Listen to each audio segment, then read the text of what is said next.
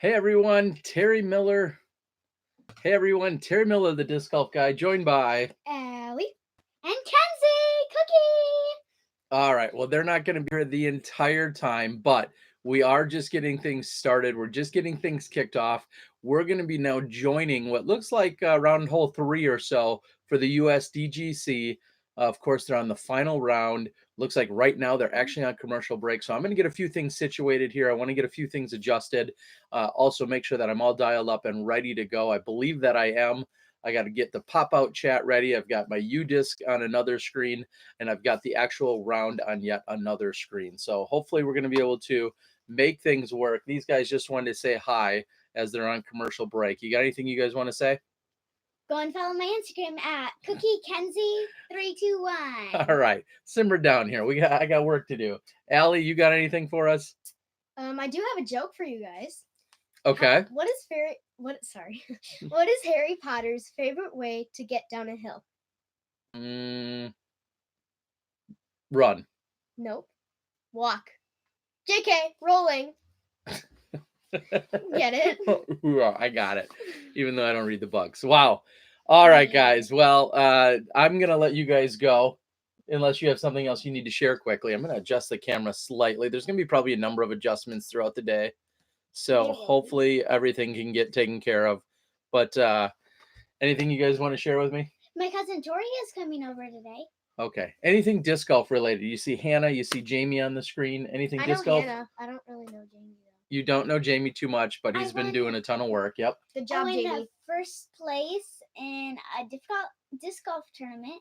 That was months ago. Okay, guys. Okay. All right. Well, I'm going to let you guys go. I think they're going to join back in for maybe a little bit of a lunch break for me. So I apologize. I'm going to be probably eating on the air here.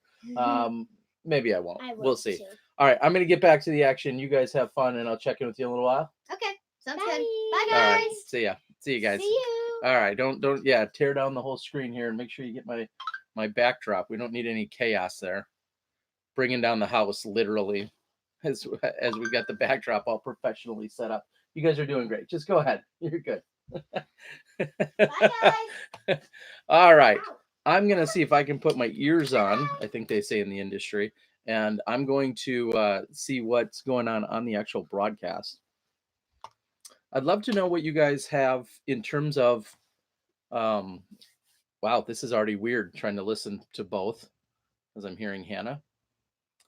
So what I'd love to know is what you guys feel like we've missed out on as I'm just coming in here during the middle of the third or the fourth hole.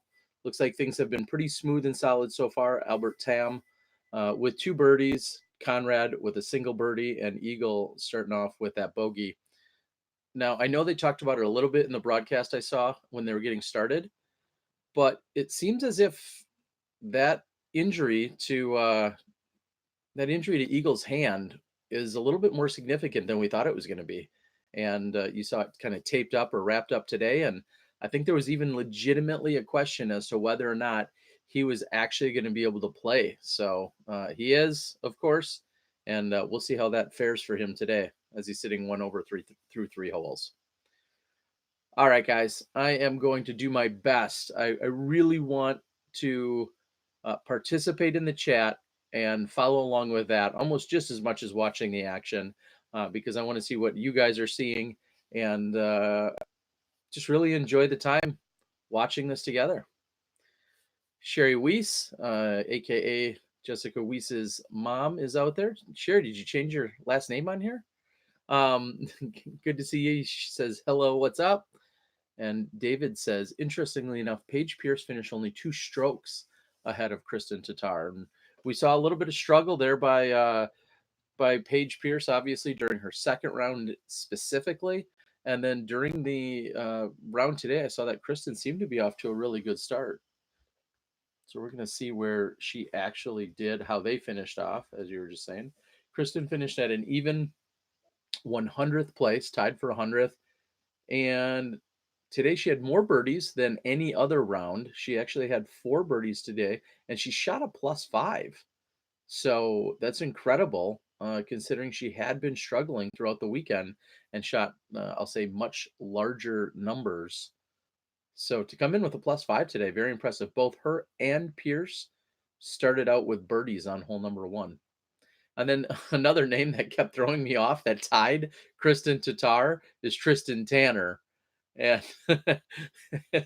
there's a couple times I kind of was looking at one and I think I misspoke or was actually looking at the other. But Kristen Tatar and Tristan Tanner both actually tied at +37. I, I don't know why that amuses me the way it does, but it does. All right. Sherry says, I'm on my phone. Weiss is my maiden name. Yes. Awesome. Well, awesome to have you here, here in the chat. I can tell you already, this is going to be a little bit difficult. Trying to pay attention to what they're doing and then also pay attention to everything else going on here. But glad you guys are here. I did listen to this piece a little bit earlier, so I don't need to at the moment. But this is an excellent piece by Kristen Tatar.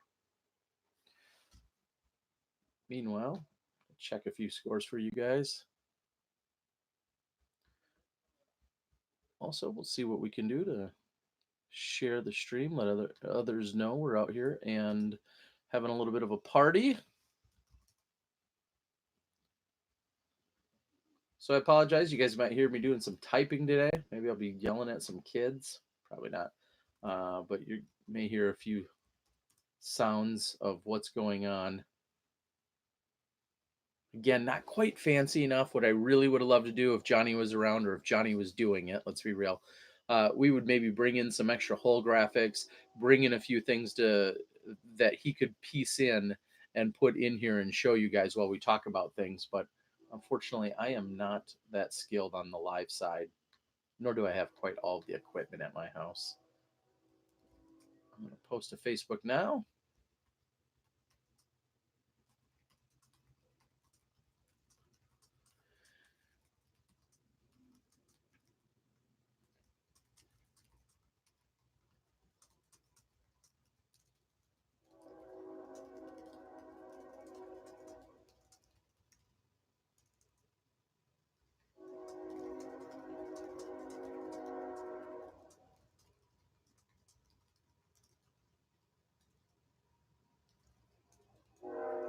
Oh, sorry if you hear the train rocking and rolling there behind us.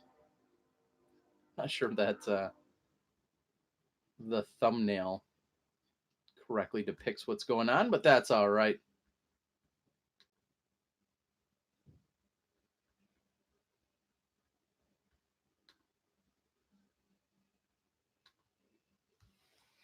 All right, let me see. I'm going to actually try and make a slight adjustment again to this camera. I feel a little bit, I feel like it's, I'm not tall enough. Well, I guess we all knew that.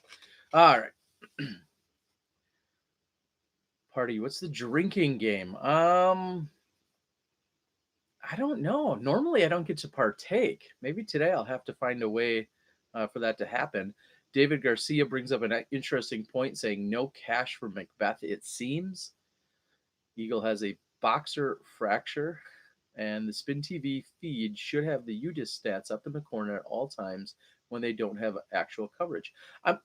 Here's one very interesting point I want to make quickly about this.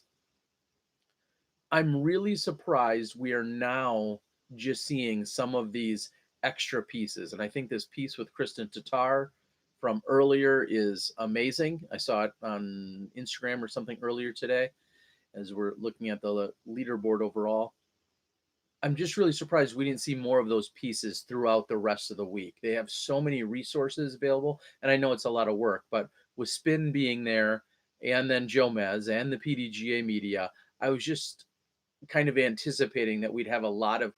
I was surprised by the lack of commercials, but I was also surprised by the lack of additional pieces that could be put together.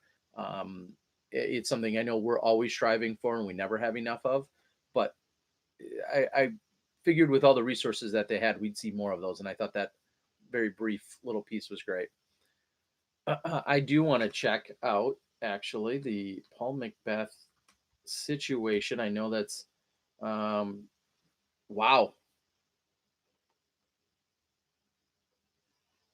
Wow. Paul Macbeth will not be cashing at the USDGC. That's just incredible. And I know this is in some circles, this has been beat to death, but it should be. The dominant year. And if someone said, well, he had a bad weekend, he's, he finished 20th or 25th or 35th. He's looking at 69th place right now. I I just cannot believe that. He's parred 16. He has just 17 and 18 to go. Even if he went ace Albatross, he is not going to find himself inside the cash line. That is incredible. Wow. You can see he was going. I mean, I don't know if he was going for everything. I don't know what his play was doing today. But again, in the middle portion of the course, that 9 through 11, 9 through 13 area is just outside of hole 10 typically. That area of the course is just eating him up this week, and it did so again today. He had a rough start, though. Let's be real. He went to a birdie to start, and then he went double bogey, bogey, triple bogey on holes 2, 3, and 4, and then a couple more birdies, and then just a really rough patch on 9 through 14. That's incredible. I'm sorry. All right. Reading back through the questions, how come Smashbox couldn't do live like they did Worlds? The last 3 years, Smashbox has not been hired, invited, allowed, all of those things, I guess, in order to do the live broadcast. In 2016, we did it for 2 rounds, the final 2 rounds as requested or as hired for. 2017, it was kind of a late minute decision that the PDGA said, hey, if you guys aren't going to hire Smashbox, we'll pay for them, but it ultimately, they deemed it too late, so there was no live in 2017. And then in 2018, they hired Fulcrum Media, who provided the whole 17 show, as they called it last year. And then this year, surprisingly, they did ask for a proposal from us, but it was in the middle of August. As we're seeing some some adjustments. There's Terry Roddy. They could probably go to another camera shot. There you go. That is Terry Roddy, who works for the PGA Golf Tour, one of the brains behind the operation. So anyway, they asked us for a proposal. We submitted one. Things kind of went on for a couple of weeks, and then they ultimately said, no, we're going with Fulcrum. And then at that point was really when the news was announced that there was going to be a pay-per-view model. And we had no idea that was any consideration for anyone, honestly. So if that makes sense, there's your answer why, I guess, why we're not there. Interviewing Kristen Tatar, she played better every round and is a rising star. That's an understatement. We're going to hear so much more from her in years to come. Hopefully she'll find herself back over here for some extended tours in the States. I know she has a youngster, but hopefully we'll see and hear a little bit more from her.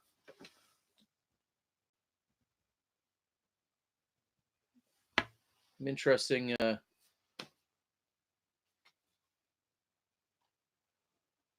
Sorry, I'm listening to the Paul Macbeth, which I'm guessing with his tone and his demeanor that this was recorded prior to the tournament. Yeah.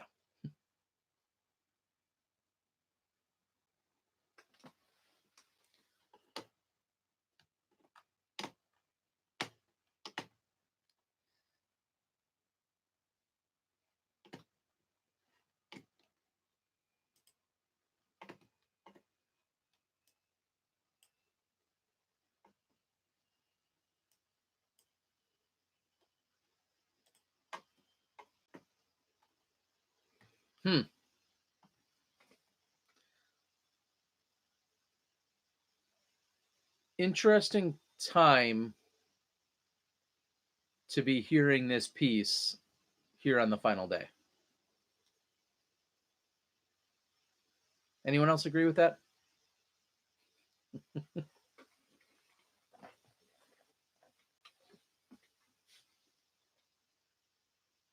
Again, another great piece. I really anticipated seeing and hearing a few more of these throughout the week as the earlier rounds of the broadcast. They clearly recorded them and had them to put together. I'm also interested to, and I'm sorry if I'm talking over it for you. I don't want to say it's irrelevant now, but uh, interesting that we're having such a backup or that we have the time for this today. I feel like I was the first proponent of it. Earlier in this week, I was talking about how we were surprised there were so few commercials. In fact, almost literally none.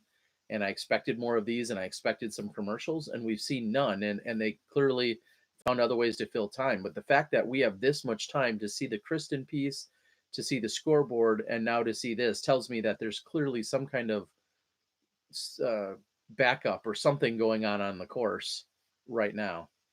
That's too bad.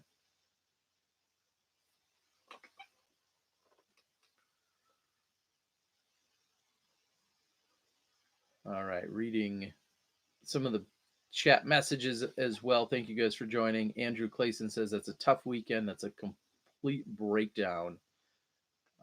You're right, and it looks like now we're.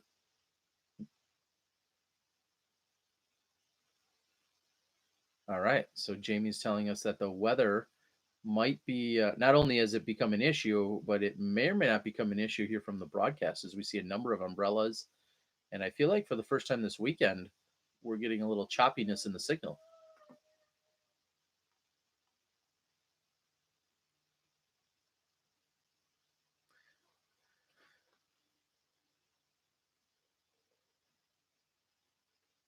Joe is suggesting that Eagle will DNF.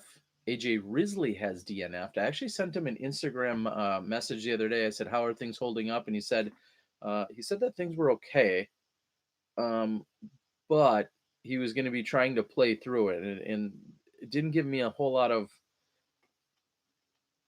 He said, "My wrist is almost healthy. I'm back to the point where I'm able to throw kind of hard, but then that leads to some soreness after the rounds." So tough to hear about AJ Risley, and I'm just seeing that here on our board for the first time that he has DNF'd.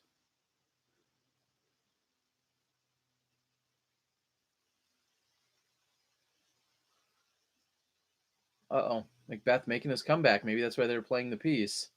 He birdies 17. Sorry, not going to matter. The current cut line sits at +4. Paul Macbeth sits at +11. 7 strokes out of the cash, looking to finish in the 60s, 60th place range. And maybe somebody can confirm. I know I'm actually drawing more bandwidth than I'm typically doing here. For the first time, I'm seeing some stuttering on my screen, and I'm just looking for a confirmation. Also cool that they're still putting up the drone in the rain. I'm not sure what kind of operation that drone is. It must be pretty serious and heavy duty. What a gorgeous sight, though. Holy cow.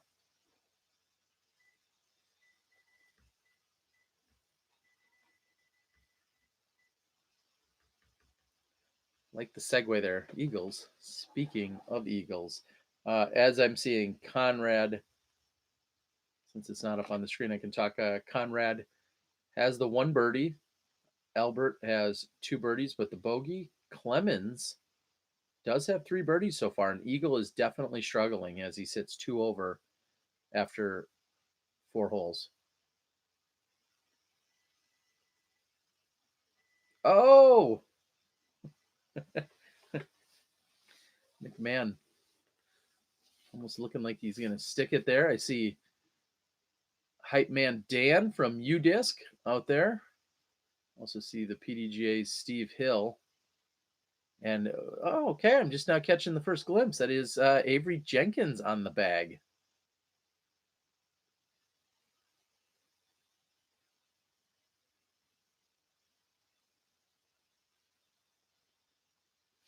All right, I'm going to try and catch up while we're waiting here.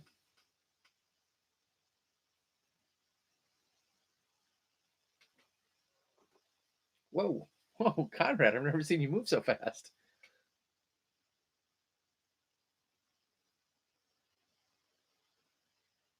All right.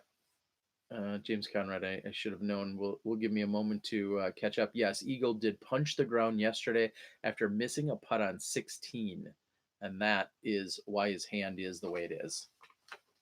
Hey, maybe I can adjust my chair. Maybe not. Sorry, you guys are gonna get some of the this Conrad. Great shot. You can tell I don't sit in this office or this chair too often. All right, maybe I can adjust it. What do I know?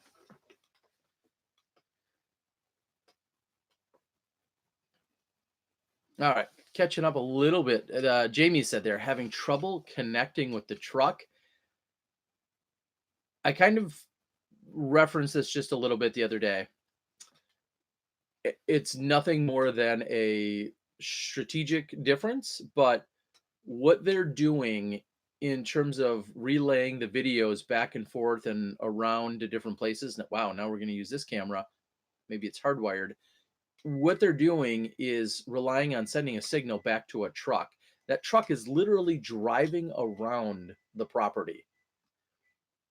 As I said last night, 95, 98% of other tournaments around the country, that's not going to work at.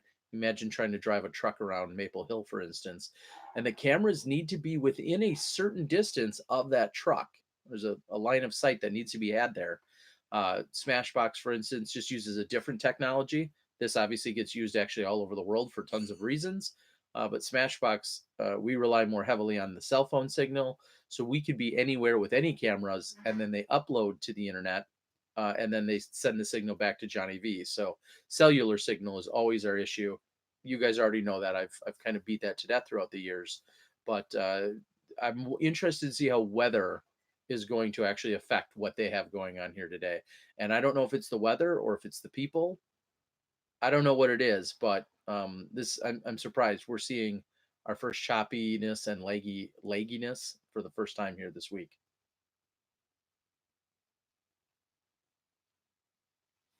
Solid shot.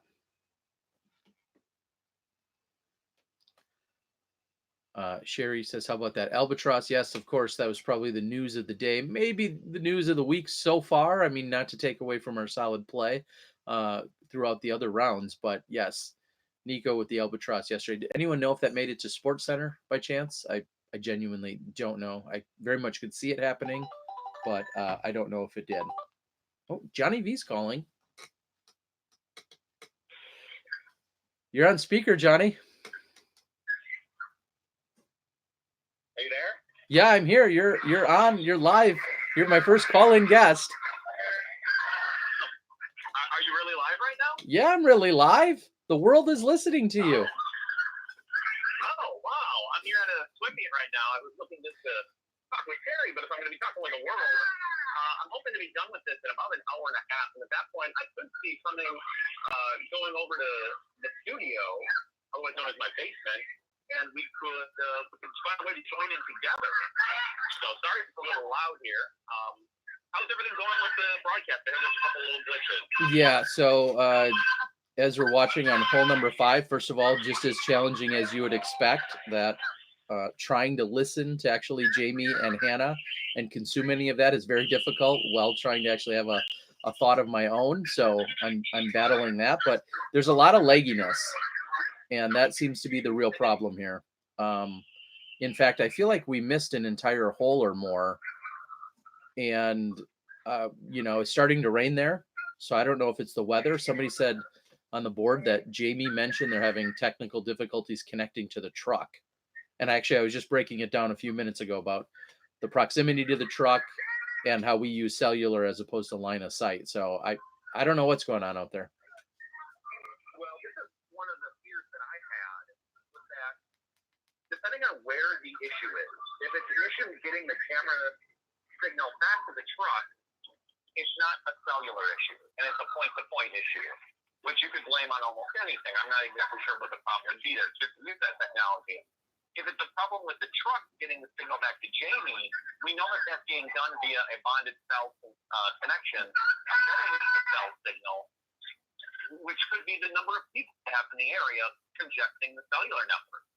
And it's one of the, I would say it's one of the advantages that we have of having 3 cameras, each with their own cell signal. We can bounce back and forth. It kind of put all their eggs in one basket with the truck. Yeah. So I think some of the world heard you making that explanation, and hopefully that helps somebody. But yeah, it's you see a little bit of wind on the flags. We see a little bit of rain out there. Umbrellas have come out, and for a moment I saw Terry Roddy. Nice putt by Albert. We see Terry Roddy, fixing one of the cameras and adjusting it and cleaning it off. So yeah, we'll see. So yeah, why don't you do what you got to do, and then if there's a way to patch in or not, maybe we can see how we can make things happen here a little later. But let me know. Reach out to me. Yeah, that sounds good. I will let you know when this is getting wrapped up. I'll probably send you a text message or something, Terry. I hope all the viewers at home are enjoying what they're seeing, and we can get some reaction stuff done a little later. So All right. let's sign off for now. I'll talk to you later. All right. See ya. Bye. Well, there you have it, folks. First ever call-in guest. Ooh.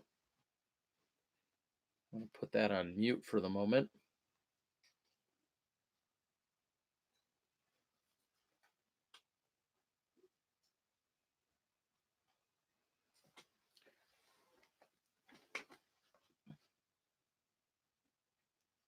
Meanwhile, I'm taking a look at Nikola Castro, who's stayed very clean thus far. He's just got 2 birdies on 5 and 6. And just as this is going down, that's going to push him into a tie for 3rd place. He's at 18 under par.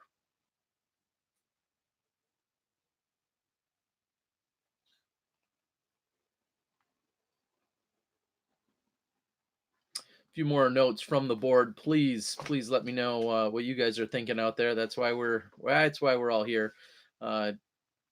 Eagle needs to learn breathing. I think he's got that. Steve Hill posted on PDGA social media, nice interview with Eagle. Okay, so it looks like they're bringing us some footage from prior, which is great that they're able to do that.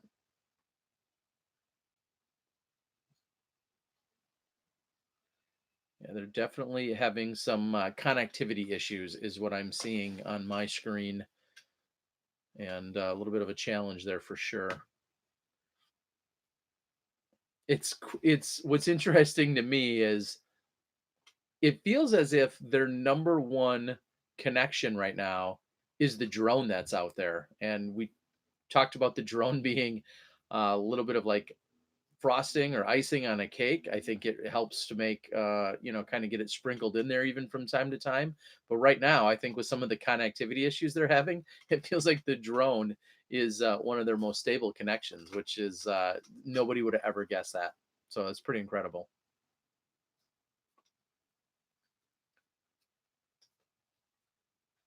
We're under on hole 17 determining the winner. I mean, right now, with as close as things are, you have Conrad at 22, you have 3 guys at 18, and McMahon at 17. I absolutely could see hole 17 yet again making or breaking someone's major victory or career. Why do they want to be stingy with the final round? I'm not really sure what you mean by that, Jay Youngbar. Yeah, first ever pizza delivery too. Now I feel weird. I don't want to eat my pizza in front of you guys. I guess I didn't think that out too well.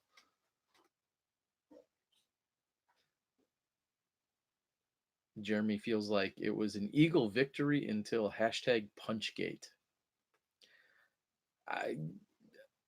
He definitely is one of the guys. I said last night, before I realized the significance of his wrist or his hand, I said last night that it was going to be either Eagle or Conrad. Those were my picks, and I know that's a real, I went 1-2, real shocking, but I really thought it would come from one of those two, and I just do not believe this is his shot here. That is so dangerous.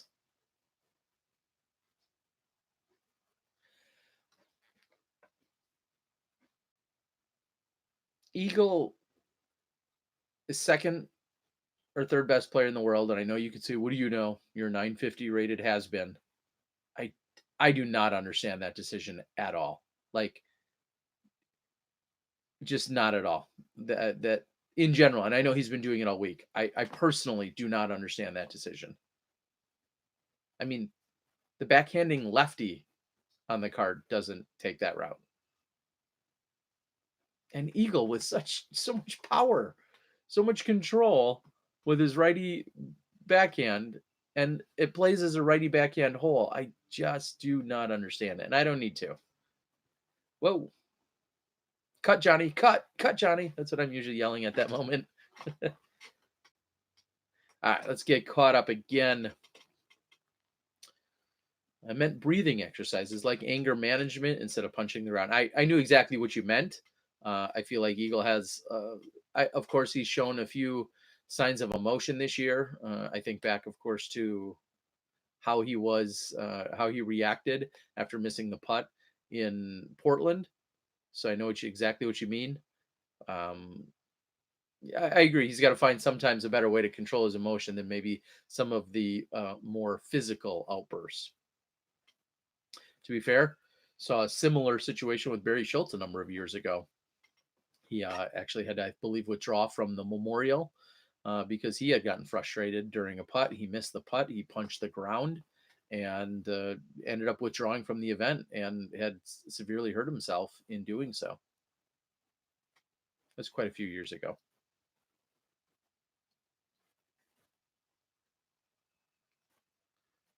Eagle does get a little bit frustrated. Absolutely. I think that's understandable.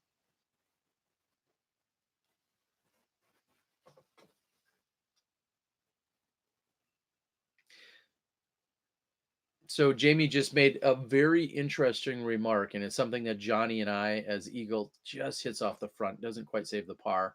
That's going to put him 3 over in the first 6 holes, and it's just not, obviously it's just not looking good for him right now. Here's one of the other challenges that we thought once we heard of how they're breaking down their technology and deploying it. I think that's a fancy word here for me today. How they're deploying the live technology this weekend. Just as I was saying about line of sight, as you see a little bit of wind actually on that flag. If there's somebody killing it on the second or third card, they can't just send someone out to give us that action live from there. Great run by Albert. They can't do that. It's again, it's just the technology. You have to be within a certain range and a certain distance, pointing back at your upload truck in this case. So as far as we know, there's not a way to do that. And I feel like that's going to be crucial today because as we're watching, Chris Clemens has 4 birdies and a bogey, and Le Castro has 2 birdies. And so if second or third or fourth card, someone's lighting it up, possibly is in the contention as they are to win it, we're probably not going to get a breakaway to see anything from that card.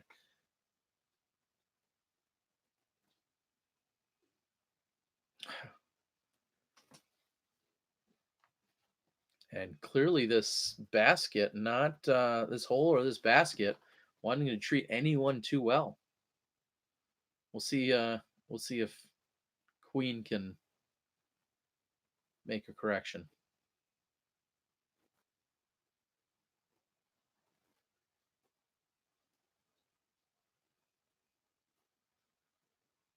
So I am curious to know if you, I don't know, maybe you have me muted. Nice putt, awesome putt there by Nathan Queen. Gives the horns.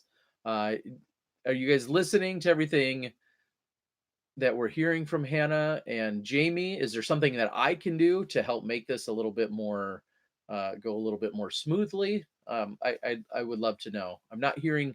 I kind of have them on in my ear, but I can't hear everything they're saying by any means.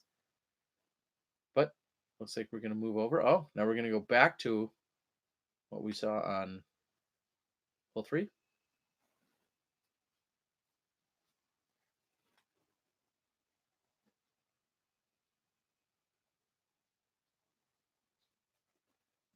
All right, sounds like we're going to see a new piece. I'm going to be excited to watch this.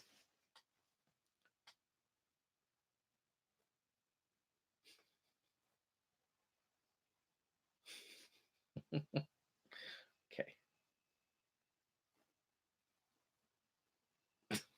Okay.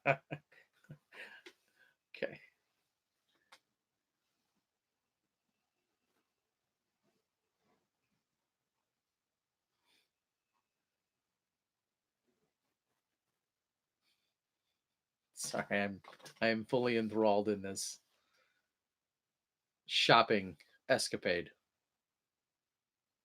Henry Childress of Innova there working the booth.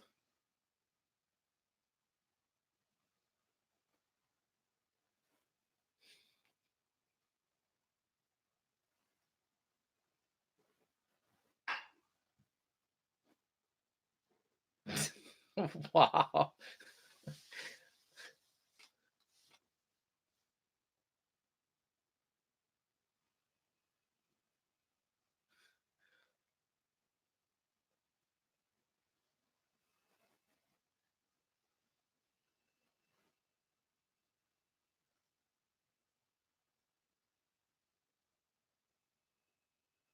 Oh my gosh. We need to win that, folks. Ah, all right. What do I know about Albert Tam? Unfortunately, I know nothing. He's been at events that I haven't been to. Of course, or I just haven't covered or seen him or really talked to him. I guess we've been at a few of the same events. Clearly, he's got that energy, and has famously had his putting celebrations. But yeah, that's what I can say about Albert. Clearly, he's got game, though. I mean, here he is, lead card, USDGC. I think someone said he's only been playing for 4 or 5 years, if that sounds right. I mean, just incredible.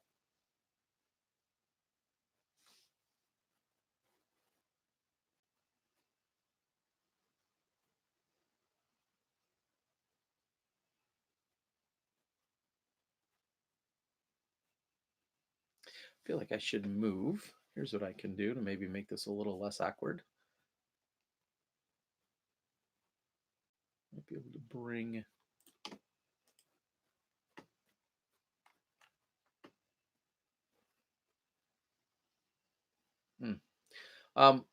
Something I'm going to bring up. I feel like it's fair at this point. Saw yesterday that the PDGA made a post regarding this hole after Chris Clemens hit off the left wall and then bounced toward the basket. Maybe it was from the day before. I think it was yesterday. And they referenced the opening here as I would say others have referenced it, meaning the clown's mouth. And someone had brought to my attention and had asked if that was an endearing comment or not. He's not going to make that. If that was an endearing comment. I don't know if anyone at the USDGC cares, if they reference it that way as well. Some people have had their challenges and or criticisms of the course throughout the years. And then one of the comments that has come from it is when people talk about a clown's mouth as you're trying to punch it through these bamboo holes, or this bamboo hole, which not too successful here as a group. But what I thought when I saw the PDGA then use it as a reference point, I wondered if there was any reaction from the USDGC side or not.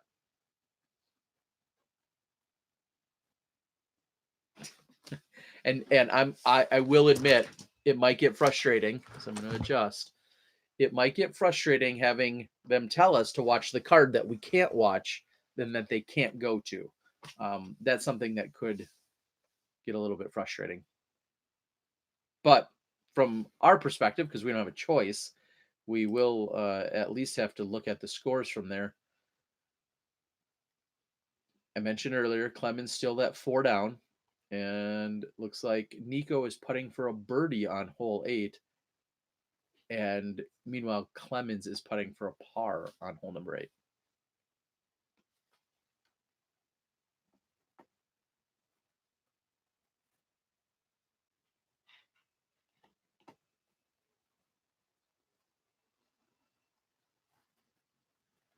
A quick approach, he'll walk away with a par.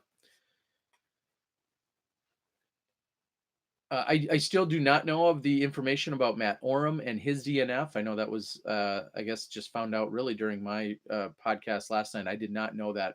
I saw it earlier in the day, but I mentioned last night that I didn't know the reason. I apologize. I still don't. As for AJ, I'm going to just have to assume it is his wrist that has been bothering him.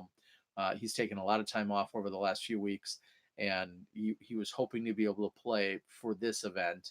And he's been out there battling, but I'm guessing that it was still bothering him.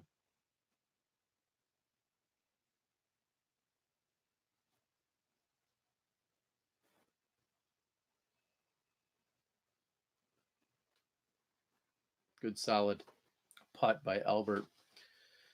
Anybody else feel as they make OB ropes closer, the tournament results get more fluky? They definitely have been bringing him in throughout the years. It feels like things get tighter and tighter and tighter out there every year. Wonder how much lag to the actual event we share. I don't think we are seeing the same thing at the same time. Well, I'll tell you guys this, and I should have maybe opened with this way early, considering we're having this watch party concept. If you're uncertain if you're fully up to speed or not, at least for your browser and what you have going on, what a run by James. If you scroll down, if you're on a browser and you scroll down or you move your cursor or your mouse over to just between the pause button and right around the pause button and the volume button, the little speaker, if a little additional icon then appears and tells you you can hit it and go live, that will bring you fully up to speed. And right now it looks like there was a little bit of a cutout. So I think we're missing hole 7's tap-ins, as it looks like we're back to the hot scores tab. Oh, now I have that option to hit the go live button, and we're back on 7. So I'm not sure what kind of a lag. That's what I can tell you guys. I hope I'm not spoiling anything for you by what my reactions are watching, but that's what I'm seeing. If you scroll over that area, even though it's buffering right now, if you do pause it, you just have to scroll up. A new icon appears, and then you tap that, and it'll bring you back to the full live.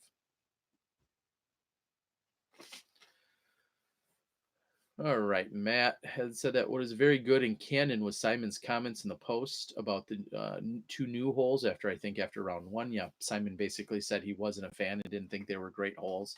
I'm paraphrasing, but that's pretty much what he said. Next year, we will have Chase and lead cards live. That's your prediction. Yeah, possibly. I'd be interested to see how that gets tackled. And yes, mine is also buffering, where you're saying Conrad is about to putt and hasn't released yet. Yeah, it looks like the entire stream at the moment is buffering. Maybe this will be more of a party than I thought if if we're all not watching anything moving at the same time. Yeah, I'm about 8 to 10 seconds behind what you are seeing. So yeah, and then using different platforms like you're mentioning on your Xbox versus a straight web browser versus a Roku or anything else you might be pushing to. There could be a slight variation in any of those live streams coming to you. But if you're saying, Matt, that I'm a full 10 seconds ahead of you, that's quite a bit. And glad that you could be here, Matt. Thank you. Again, maybe this is the perfect time for us to have the opportunity to chit chat and to catch up with one another. I'm on a complete standstill now. Somebody can correct me and tell me if maybe it's at my house or not. But as of right now, I am completely locked up on my feed, and I haven't seen James Conrad tap in. So maybe I'm going to refresh my whole browser and see if there's anything I can do to get caught up. Okay, I must have been me. I apologize. I'm now seeing the whole preview for hole 8. Or I was. Okay. I apologize. Any delay must have been on my end. And I'm going to take a look at my internet settings, even though I shouldn't be having any problems.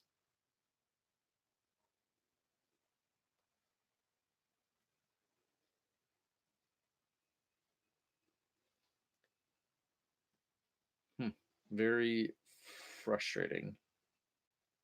This is the first time I've had any issues at my house. And sorry, kids, your some of the other items in the houses in the house might get just kind of might get slowed down a little bit. Yeah, I flat out can't reload at all, but yet my stream is going.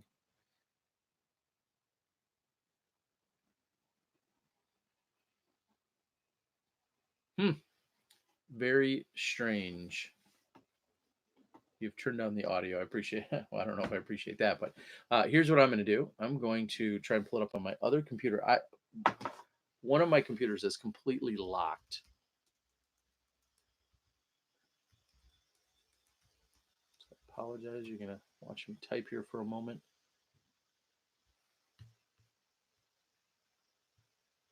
And it looks like it is entirely on my side.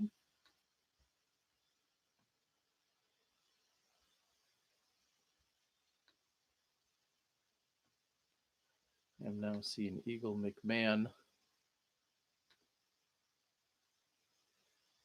Okay. Well, that's going to be tough if I'm not getting any volume from there.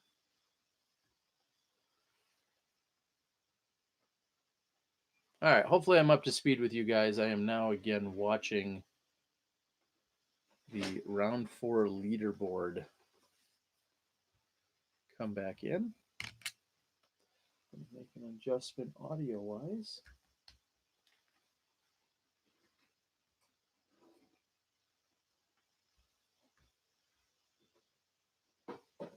I think it's pretty safe to say quite a few people have been talking about Ken Climo commentary, and he's been spot on. Just spot on this entire week. So really no surprises about how good he is. I think a lot of us that have known him for a number of years know that he would be a great fit for it. He's, we've heard him call some shots before in the past, and he's pretty much spot on. And to get his insight from someone that's not only as good as he is, but also someone who knows the course like he does, just really incredible to listen to.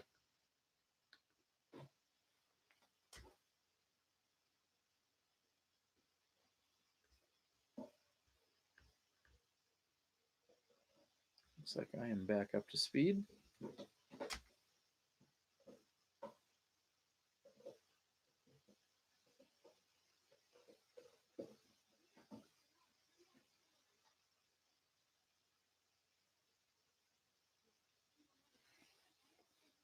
And you guys have probably seen more Albert than I have, to be honest with you, in terms of his actual play. Is how much does he rely on that forehand? Is that a typical go-to shot for him? And is that something that he's in the top 10, in the top 20? Is he one of the best out there with a forehand, or does he only go to it when he really, really needs it? And how proficient is he at it? I'd like to know that.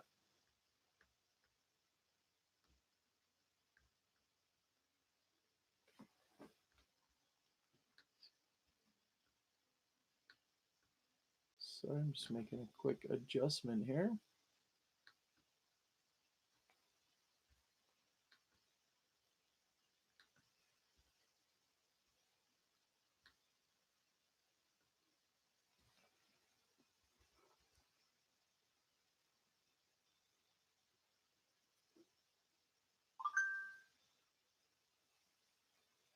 Can we get the PDGA to ban wood post within the circle? No. And the reason that'll never happen is because we see trees inside the circle all of the time, and other obstacles.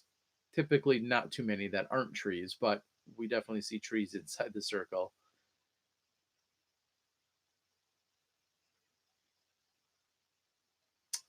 little bit of question as to Ricky Wysocki's health. Someone had mentioned, I think I saw earlier, someone had said that he is feeling much better. Things are on the mend. You know, I know he's received, unfortunately, I think a lot of, I don't want to say meanness, but I think he's received a lot of criticism for the decisions he's made in terms of how he's going about handling his Lyme disease. And a great roller there by James.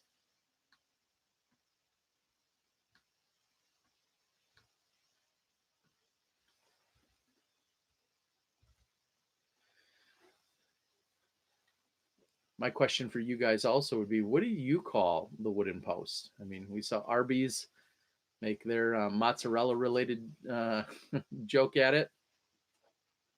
The soldiers, pillars, guardians. Do you guys have a name for it?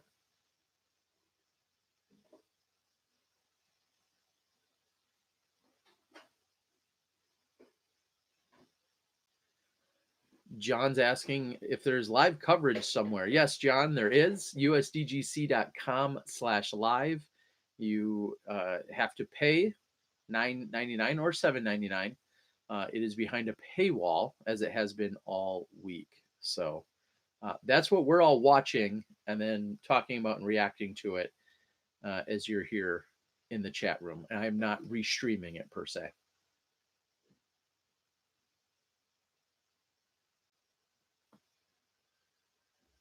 Matt loves the wooden post, I think he's saying.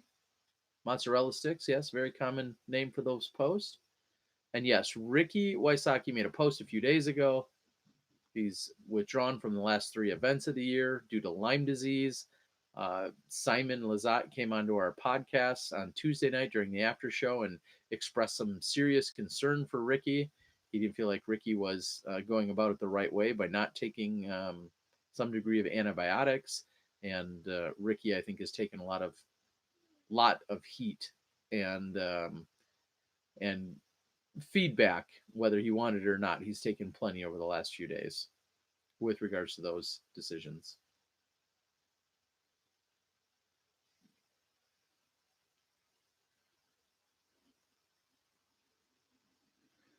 And Matt, I know I was being a little bit funny when I said that you like these posts. I've said it before. Again, my opinion doesn't mean much, of course, here at this event. I'm not a fan of them. I feel like hole 8 is a very challenging hole already. I feel like if you're coming in hot and you get a skip, that's its own thing to deal with. Wow. So I'm really not a fan of them. I wasn't a fan of them when they were on hole 2 prior. I'm not a fan of them on here on hole number 8. Just they don't do it for me. That's just me. Jeremy asks if we know how many people have bought the coverage. The only comment that I can say to that is that it was mentioned by Jamie, I guess, the other day about 2,200 viewers. Now, I don't know if that's people that have bought it. I don't know if that was a peak amount of people that watched it, as we call them concurrent viewers at one point. I can't speak to any of that. I truly do not know any of the numbers. If 2,200 were concurrently watching, you'd have to assume not every single person that bought it was watching at the moment. So maybe there was closer to 2,500 or 3,000 or 3,500. I cannot speak to any of those numbers. I don't know if those numbers will ever be public or official to anyone outside of their media circle.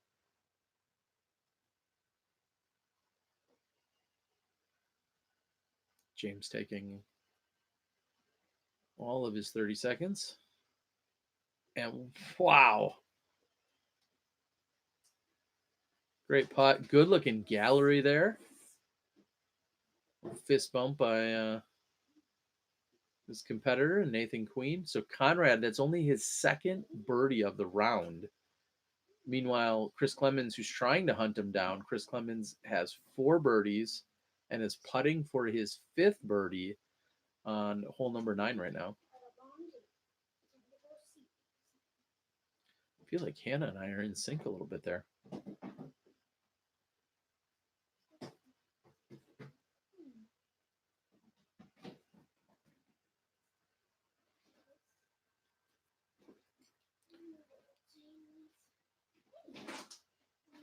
Mm.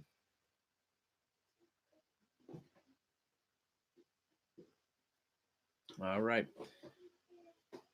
I'm gonna run through the post. Ricky made an Instagram story about how people think it's not working with a holistic doctor, then proceeds to confirm he is being treated by a whack job. Poor guy, man.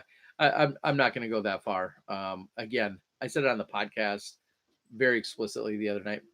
Those are his decisions that I am no more qualified to make than the next guy, or maybe some other people. Well, clearly some other people are qualified to have their opinions on them. I'm not a doctor, and I've never had Lyme, so outside of that, I can't speak to what he's doing whatsoever. And I'm not claiming that it is, say, a religious thing, but whatever the case might be, whatever his decisions are, again, I feel like a lot of people are maybe a little too harsh on him for how he's going about it. That's all I can say about it.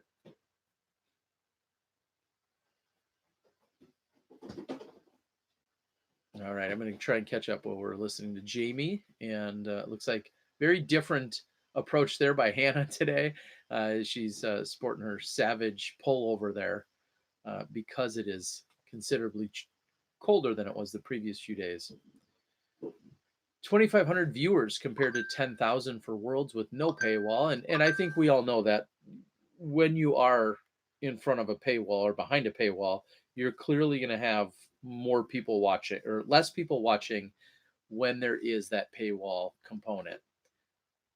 There's no doubt about that. I don't think anyone would argue that. The question is, what is the most sustainable for them? And some have said very contrasting things, that a paywall and having pay-per-view very much grows our sport, and some of course feel the exact opposite. I see both sides to the argument. Something legitimizes us. You also have to think about, again, the economics of it. If the paywall was the only way that they could feasibly bring us any live coverage, then you have to say, okay, well, then it seems like it makes sense. And here we are, most of us sitting here watching it. A paywall was tried many years ago from Disc Golf Planet TV. When Smashbox was created, we came out with the idea that we were going to be on YouTube, and everything that YouTube offered allowed us to do things less expensive. And in doing so, we've been able to always keep it free to the viewers up until this point. I can't guarantee that it's always going to be that way.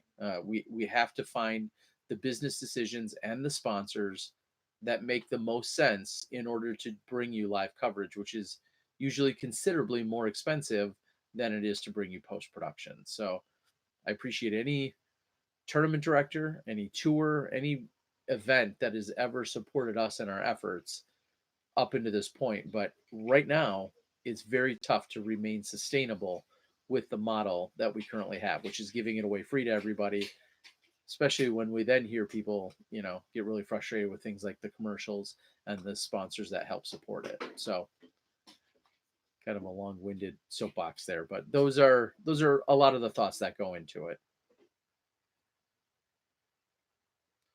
Matt says, I hoped if they were going to charge and do pay-per-view that they would include multiple cards and slip in highlights like some of the older broadcasts. Again, without beating it to death, the technologies that they're using aren't going to allow them to jump onto other cards. Could they have more cards and more people? Yeah, at probably more expense. But with the current technology that we think they're using, they're not just going to all of a sudden drop in on hole 13 and give us an update from the third card. That's one advantage I feel like we have in using our cellular devices. However, up until today, their signal has also been very strong and consistent. So it seems like the technology they've been using has been great, as Nathan catches that early tree. I have no idea if that's inbounds or not.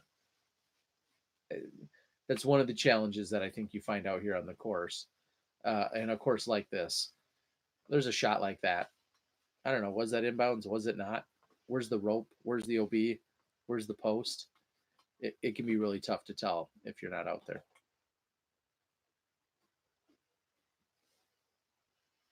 Someone said, can I talk about Paul Macbeth, please?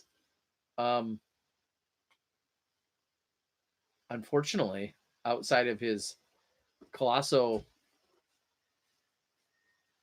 meltdown or botch of the entire event, that's what you can talk about.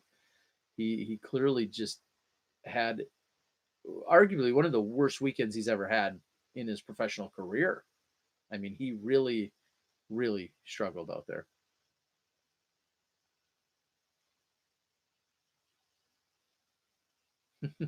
Anthony says, yeah, I'm not watching live. I'm just watching you, UDisc, and UDisc chat.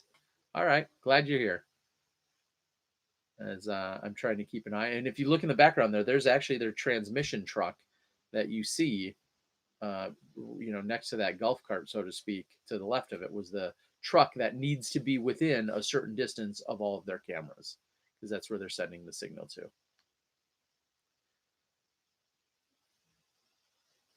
Matt says that the coverage is good and all, just not what I'd hoped for. I can understand that. Prediction: James bogeys or worse on 9. Hard to relax after that great putt on 8. I'm going to disagree with you. I don't think that's going to happen.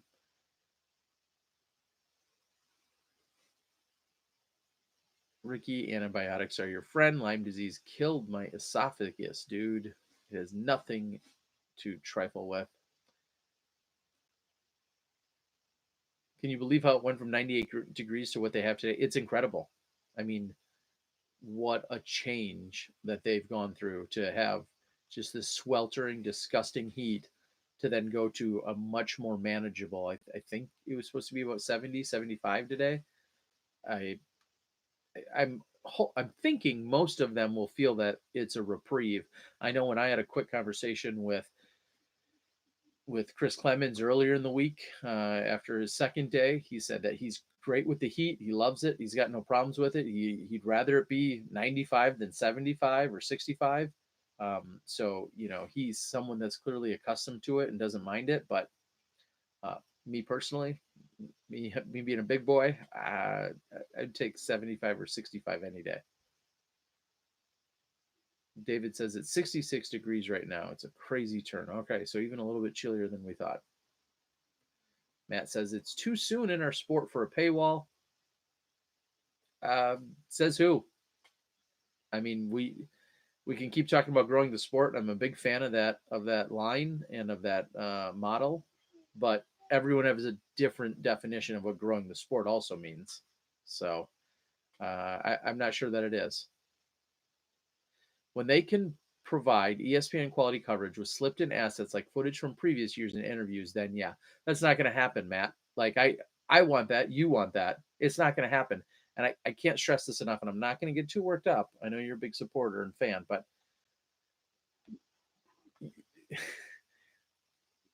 golf events, MLB events, NFL events, you're talking about multi-million-dollar days and multi-billion-dollar years. We're not there. We're talking about hundreds of dollars, thousands of dollars, and maybe tens of thousands. I say this all the time, and I cannot be, I don't think this can be a better, more direct way to put it. The entire budget for Smashbox TV this year, the entire budget for all 10 or 12 events that we're going to cover live is likely less, add them all up, every single weekend, all 10, 12, 15 events, is less money than a single camera that can be found at a PGA event. And I cannot stress that enough. And I just can't say that enough. You're talking about an entire year of 5 to 8 to 10 guys doing the broadcast thing, traveling, putting out 8 to 10 to 12 to 15 events. That combined sum of money is in many or most cases still less money than a single camera found at the Masters. And if that doesn't put where disc golf is in perspective, I don't know what else does. Like, I'm not talking about the operator. I'm not talking about the 68 cameras found on the course and all of those. I'm talking about the cost of one camera versus an entire budget for Smashbox for an entire year. So we're not getting to ESPN quality anytime soon. It's just not going to happen. And sorry if that sounds like a rant, but it's 100% true. I do believe that a paywall and pay-per-view and all that can certainly help in a lot of ways and can help push things forward. But again, we're not talking about multi-billion-dollar industry. We're talking thousands of dollars. All right, and I'm going to read after. If the Pro Tour does a season pass for $5 event, I would buy it to support advancement. Thank you, Jeremy. Not saying that that's where we're going. Looks like we got Steve Brinster in the booth. I'm going to try and listen in and catch up on some of the comments here.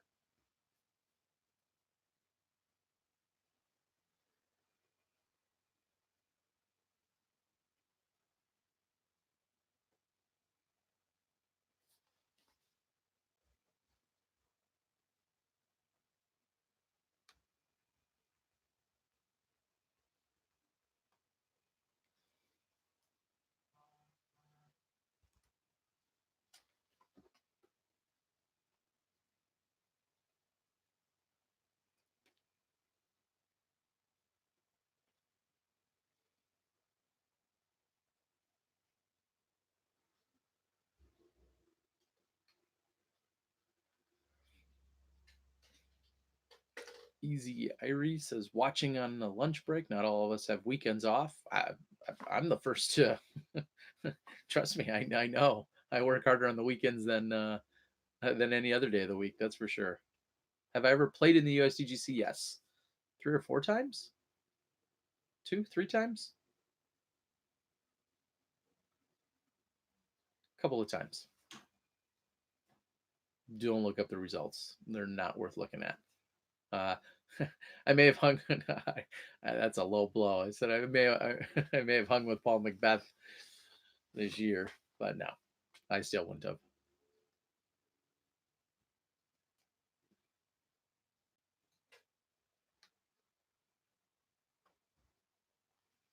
Another great commentators, of course, Steve Brinster. Very few people dissect a course and what needs to happen on a course the way Steve Brinster does. He's right there in that Ken Climo territory.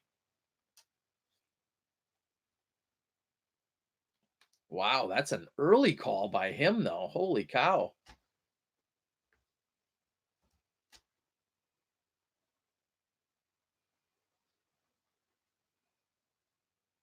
That's a bold call there, Brinster.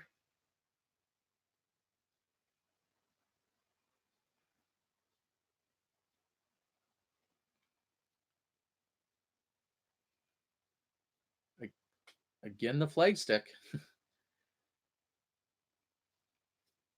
Beat you, Jamie. It's kind of interesting to watch James walk away and then kind of fold his shoulder, fold his arms the way he does. And no love on the putting green here again. All right, I'm going to try and catch up a little bit with the remarks. Doesn't make you want to live another 100 years so you can see the sport in 50 or 60. 50 years, carry the one. 50 years from now, I'll be 91. Yeah, but I'm also secure in thinking I'm doing what I can. I've realized it's not going to be mainstream maybe in my lifetime, maybe ever, maybe anyone's lifetime. I think that's another big hard reality that a lot of people don't want to swallow that pill is that I don't see us getting to mainstream. And I know that sounds like, how dare I say that? I just don't see us getting there. There's so many sports, so many things to do.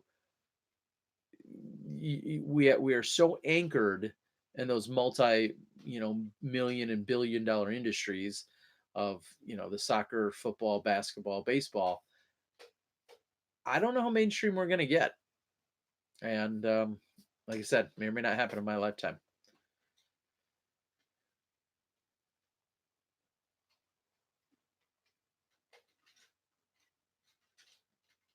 spent some great time with Steve Brinster and a lot of our players in Nantucket a few weeks ago. That footage just awaiting commentary, actually.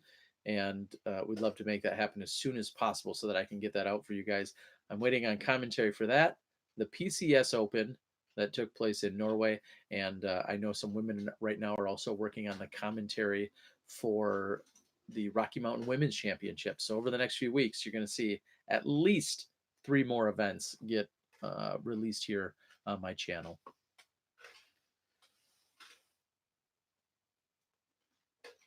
It would be cool if disc golf randomly blew up like professional poker did for a bit. Yeah, it would be. I don't know. I mean, there's just so much money in poker, and I think that's why you saw, when you saw someone winning a tournament and getting 1.2 or 6.2 or whatever $1 million, like it's hard to ignore that that's going on. See what you're saying, Joe? I guess it depends on how much can be sold to how many via disc golf. Steve is great. He plays 1 or 2 events here in Connecticut. Yes, he is just an awesome human, as is his wife, Leslie. Just amazing people. Sherry says, sponsorship of any kind helps a lot. Love Smashbox. Thank you. Appreciate that, Sherry. Will Conrad hang on to finish and win it? Chris Clemens just birdied again. Chris Clemens now sits 3 back of James Conrad. This being, I believe, the easiest hole found on the course statistically. Let's see how it gets attacked here by Conrad.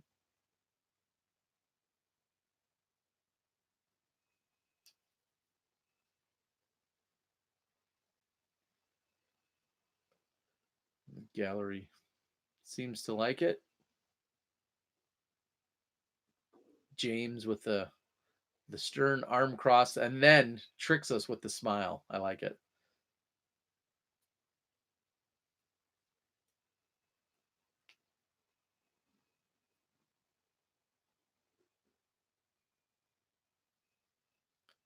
Poker and cornhole, I agree. Both very, very inexpensive to film. You got to think about it. A lot of sports are in terms of the sheer technology that's needed outside of golf. I mean, Ultimate, I dream of the day we could go cover Ultimate. I wouldn't do commentary. We'd bring in a couple of commentators. I don't want to downplay it too much, but really how easy, like there's one disc and it's just flying back and forth in a very restricted, confined space. Whether it's 2, 4, or 8 cameras you have there, I gotta say, it seems like it'd be a million times easier to film than disc golf is, especially if you have any idea as to the flight of a frisbee whatsoever. And Albert just unleashing. Oh, wow, up over the wood chips on the platform and off the backside. What a shot is right. That is incredible.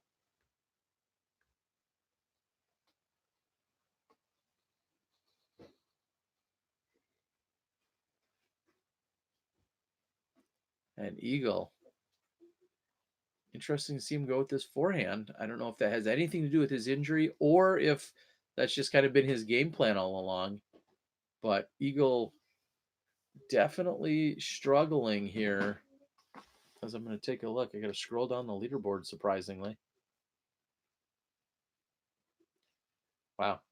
4 bogeys here on the day.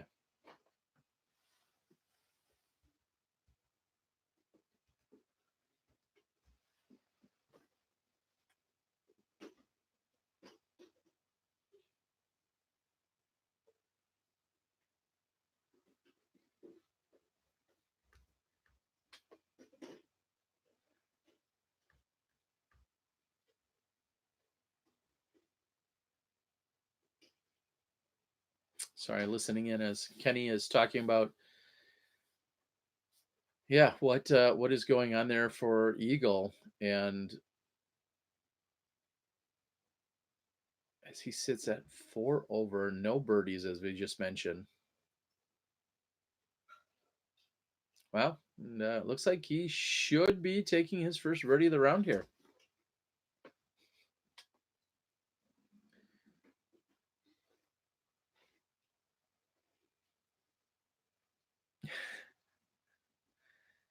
We do need Elon Musk to get interested. That would be great. I feel like we would be far too slow and boring for Elon Musk to ever get involved. That would be just my guess. Although it would be a nice blessing. Anybody knows who's filming the Distance Showcase? I don't know if that's going to be filmed. I don't know if they're going to put it out there live or not. It gets really chaotic. I can tell you that. It's also can be really tough to make sure that you're on top of it to film it, but we'll see. And that may be weather dependent too. If actual wind and rain come in, they may forego it. I believe that's happened in the past, but hopefully they will be able to still have it here today.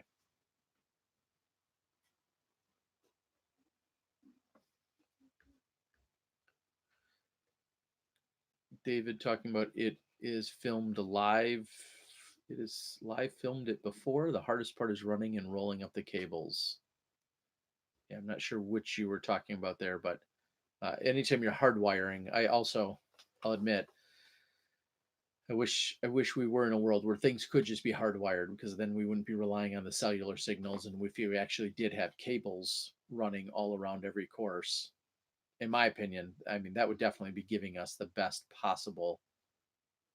And that's going to be out of bounds for Queen. But yeah, hardwired would definitely give us the best possible look and signal, but also not practical. James asks, where's the stream you're watching? James, we're watching. I'm going to punch it in. USDGC.com/live.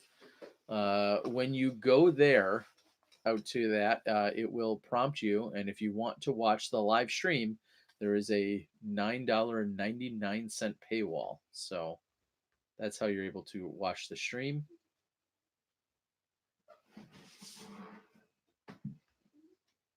Also checking in on Facebook for the first time. See you guys. A few comments out there.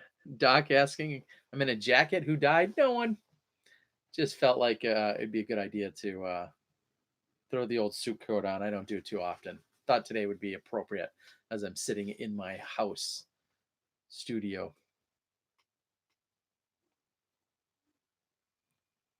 Okay, David's clarifying that baseball, football, soccer, I filmed it all before. Cables are being in fact, the hardest part. Yeah, again, all of those places, keeping it all on one field with pretty much a restrained specific area that you need to be filming within. Contained is the best word. I dream of that day. That'd be so much easier than traipsing around a 12,000 foot course, 9,000 foot course. Thanks, Scotty, saying that I'm looking sharp. Anyone on the chase card playing hot enough to threaten anyone on the lead card? Absolutely. If you check out UDisc Live, which I have up on another screen, we see Chris Clemens has carded 5 birdies.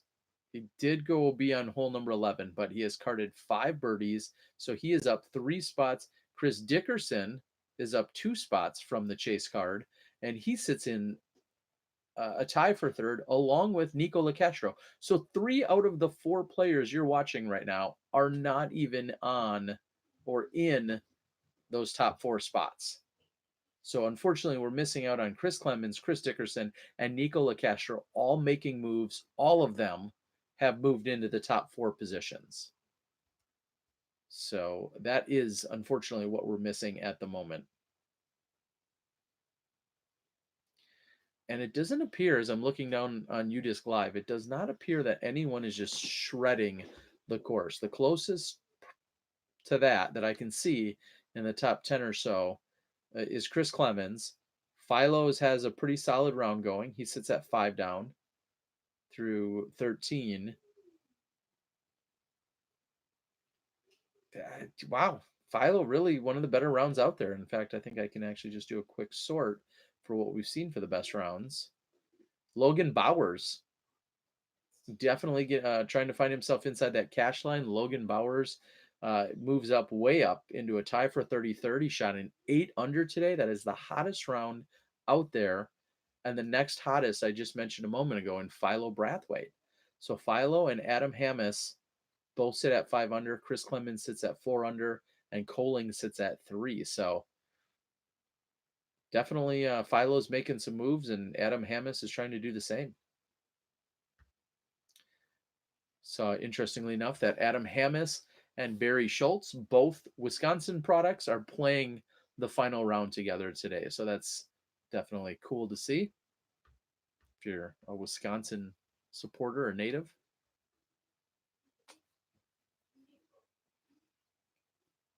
Doc, you're coming to the party late. Talking about it's crazy to see Macbeth so far down. We've talked about that. Definitely is crazy to see it, as he did not finish inside the cash. I want to see if any of that positioning has moved actually.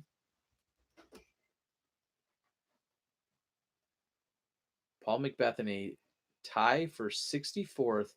He did finish with two back-to-back birdies on 17 and 18 and finishes plus 10 for the tournament, a plus 6 out there today with 6 birdies. Simon Lizotte right now is just taking a 10. Wait a minute. How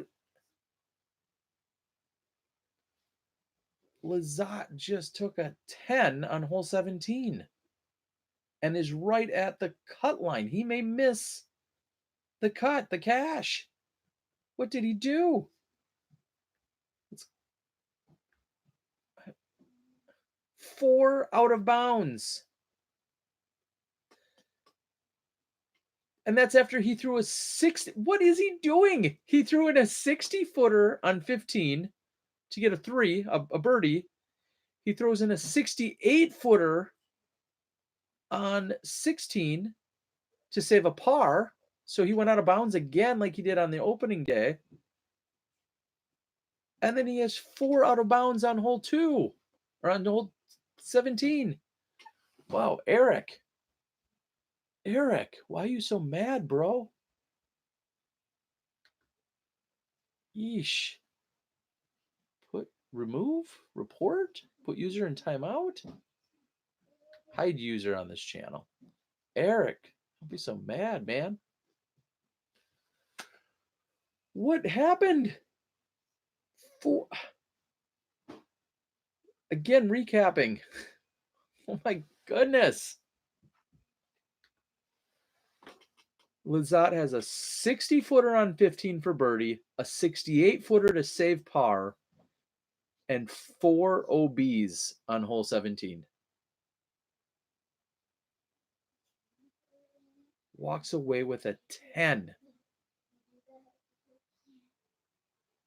Unbelievable. Simon. I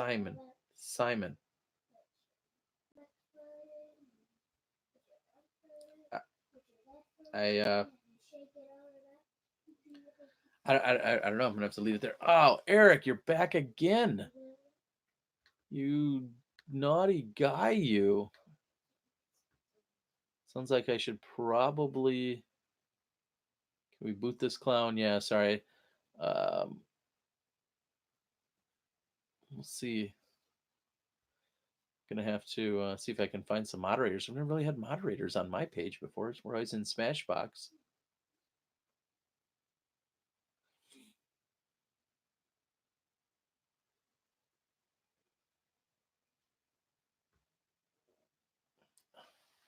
That Eric Feller's not nice. Oh, disc golf comedy. You could be one person. Egg says I can be one. I appreciate it, guys. Disc golf comedy has no life. He is always watching everything I do. It's a little creepy. So he will give him some moderator status. just kidding, buddy. All right. Sounds good. Well, for now, we got it taken care of. I appreciate it. I bet Eric is John mad Terry didn't bring him along. No, Johnny V, for those that may or may not have heard it or missed it earlier, Johnny V, his kid, his oldest kid, he has a son and a daughter, and his son had his swim meet today. I don't know if it was his first ever, but it was a swim meet. So right in the heart of this video. So that's why ultimately we're not at Johnny's, why we're not on Smashbox. and why things aren't a little fancier. Because if we were on Smashbox with Johnny, he'd be doing all sorts of neat stuff. Feel like you want to join for a second? Don't bring down my whole. It'll be crazy if you guys bring down my whole cloth and booth. All right. All right, Hi. Kens. What you doing? Welcoming just for a moment here. Person egg. Why do you make me a mod? Oh, that's so not funny. Remove. Oh, well, that doesn't do it. Hide user. Who's person egg? All right, guys. So here's what we're going to do. So you guys can get caught up to speed. We're watching this, kind of. And we're watching the chat board as well. At the same time? Matt says, 2 of the nicest little girls ever. My wife thinks they are so funny. Oh, gosh. Don't tell them that. I'm right here. Oh, yeah, you're right here. So what do you guys got for me? So cool. I have a doll that's humongous. Yeah. I So, have 3 of them. yeah, good. I'm glad you got more. Oh my God, that is a huge head. Look at this head. Good. Is this one you just adopted last night? Yeah, this is. I haven't decided on either. It's either Lucille or Gabby. Do you see some of the lines? The doll is freaking me out. Yeah, because its head is huge. It won't even fit in the shot. All right, so I'll tell you guys this now. All right, when you're here, there's a real challenge not only with watching the action, but then also when you read this to not get totally lost in reading it. Go for watching. And I got to tell you, it becomes a real challenge to try and pay attention to there, but then try to pay attention to everything else that's going on as well. That's probably the number one challenge. Why is there so many things? And then we've got scores over here. Simon, Oh. your friend Simon. Oh my Simon gosh, Lizotte? he's not going to cash. He's putting for par from circle 1. Oh, Is that good or bad? that looks kind of far. It's bad in this case. Simon is not going to cash. What does that mean? It means he's not going to win any money. Oh, well, that sucks. Great job. He What took a place is 10 in? Oh. on the shortest hole on the course.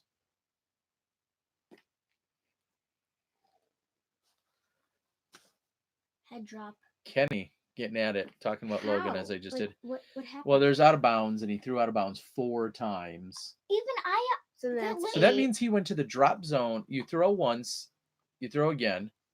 Is it after the third attempt? After the third attempt, you go to the short one, and maybe he just was trying to tin cup it at that point. Maybe he stayed at the long tee, or maybe he went to the drop zone, missed from the drop zone, gets on. Oh my gosh. I cannot believe it. So right now, Simon Lizotte is Wait. putting for par from circle 1. So at Is that best, he one finishes with a par, finishes 8 over, and he's going to finish outside of the cash. Hey, But what Dad, if everyone else was does he- really bad? Then he'll win, right? Well, but they the do problem is really most bad. people are in that are Yeah. need to be. Dad, did they have to like throw across a lake or something? Yeah, they do have to throw across the lake. So That's probably why it was. James Conrad has long hair. what do you think of his hair? It's longer than mine. It is very long. Longer than mine.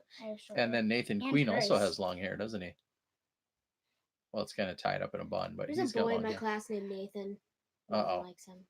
Do you like him? No. Oh my god, he's the most annoying kid in the entire world. He's so dumb. even more annoying than me.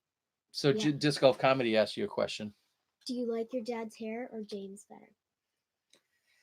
I don't know. Like the old dad or this hair? Like where I was like down to here? I have a question. When this is up, can they see like if I was over here? Yes, everyone can see? still see you. Oh. See?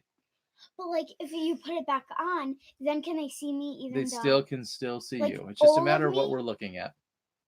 Okay. What happened to Simon? Did he putt yet? He just putted. He made the par putt, and he officially shoots plus I'm going 11, with your sister, okay? going 8 over. on hole 17A. Oh my goodness. Took a 10. All right, let's read some more of the comments here.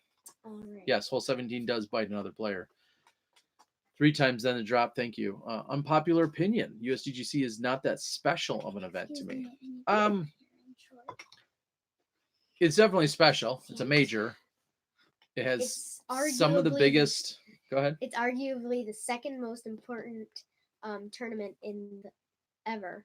Yeah, Said of my the dad year. before we. Thank you. Before we started. World Championships being the number one concern, because that definitely will alter your life. USDGC probably second or third biggest payout of the year, and the people that come to win it do a lot of things right. So, but I can understand. We've got parking lots, we've got manufactured OB. We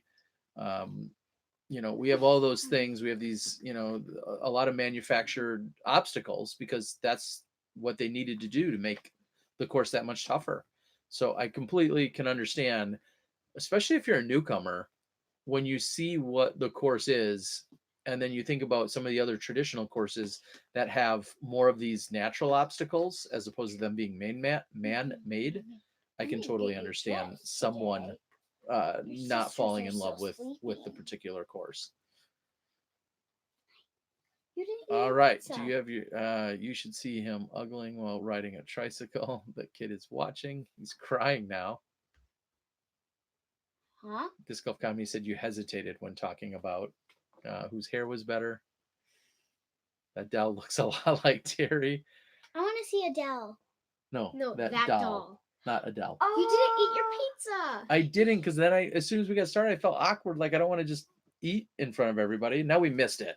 Come on. I'll eat it for you. It's cold now. Never mind. Great putt by Conrad. Okay, so back to the hair question. It's a tough decision.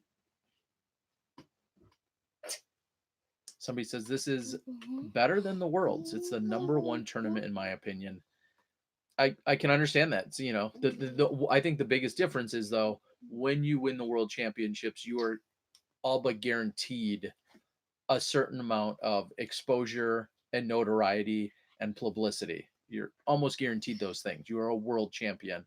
And this one, in some ways, may be as difficult to win, but it just still doesn't have that world champion title to it. 5 people are tied for 53rd. What? 5? All right. How is that possible? All right, let's focus. We need to read Who's the that? comments. Oh, Nathan. That's Nathan, and then Albert Tam I like his orange. is He matches me in my from overseas, Estonia, Is Paige and he Pierce playing in just this? squeaks that one in. Wow, James Conrad in the lead. Yeah, James Conrad. Does he know us? James does not know the two of you. Huh? Do you know him? Yes. Does he know you? Yes. Then he should know us. The other day we looked you up on Google, and it was a picture of me, you, and Allie. We were all together, but Mom wasn't in it. Well, you guys are the disc golf kids, right? Yeah, she's just a disc golf mom. Hmm. And then this is a disc golf baby. Well, there's a lot of you. All right, as we're rewatching some of the shots there by Eagle, and look at this great putt by James. Okay, be very careful that doesn't all come down. I will. Okay. Woo! Made it. What is Nathan looking at? He's just holding still so that he Oh. doesn't distract anyone or anything. All right, I'm going to try and get caught up here. Let's see here. I've got too many. There's so many screens. I know. Isn't it crazy all these different screens to be looking at? And you say I can play Roblox on 2 phones and watch a show on the other. Yes, your sister does play video games on multiple phones at the same time. Dennis says, I think how much this tourney means to the players, it means something to me. Otherwise, I look forward to the other tourneys. I can hear you. I think you should sign these 2 up for your co-host. Oops, 3. I need the doll. No. I think constantly changing the course is taking away from the tradition, especially with things like the wooden post. I can understand that, Jeremy, for sure. losing holes 1 and 2, having a redesign. I mean, there's been a lot of changes out there that, as someone like myself who's been around for 15, 18, 20, or all 20 of the years, or 21, it's incredible the changes that have taken place out there throughout the years. Have you played in this tournament? I have a few times. Yes. Did you win? Yeah, absolutely not.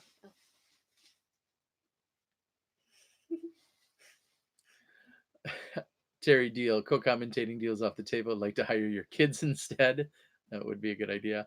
Watch the year that Josh Anthon almost won it from the 4th card. Terry did one of those first live broadcasts. It was great. The tension was crazy, and Terry was running to get an interview with Josh after the fact. I was, as Josh shot 15, 16 under. Just incredible chase to almost come back and win it. Negative 23 now for James. James has how many stroke lead? 3. 3-stroke lead. I can do math. And here's Albert Tam. Which screen? That one. I could throw like that. Joe PG, it had to be later than 2008. As I'm watching Albert throw his tee shot, it had to be later than that. Disc Golf Planet. No, maybe that sounds about right. And I guess a little quick Google search would tell us exactly when. But I know we were there with Disc Golf Planet broadcasting live. We'll see if Conrad asks I thought he threw it.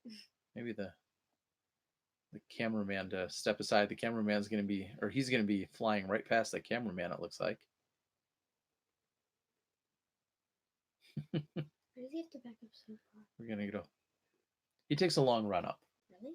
A really long run Does up. that make you throw further? Works for James. Is he righty or lefty? He's righty.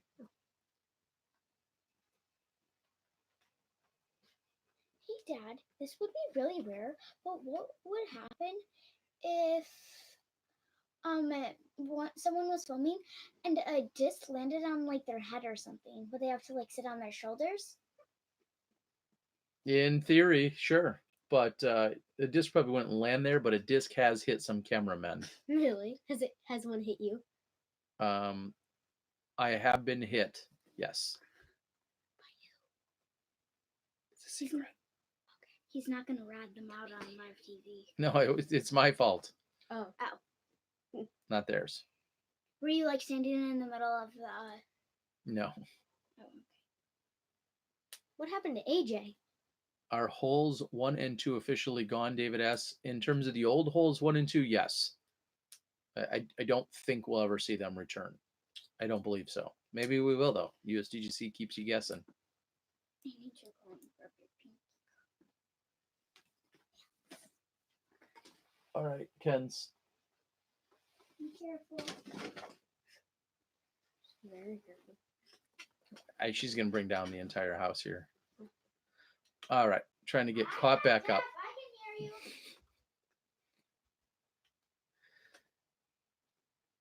Got a feeling in 10 years the feed will be the disc golf girl.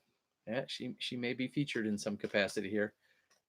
If you were to be at the tournament, what is the role that we should have you doing right now if you were out there working? Instagram. Instagramming. I like that. Keeping everybody up to date. I would be good with that. Who's that? That is Jamie Thomas of Spin TV. Did I see him earlier? Yeah, you saw him a little bit earlier. He's worked with us a few times, and that is the champ, Kenny Climo, Kenny Climo? the greatest of all time. Really? He was before your time. A little bit. What, was he born in 2007?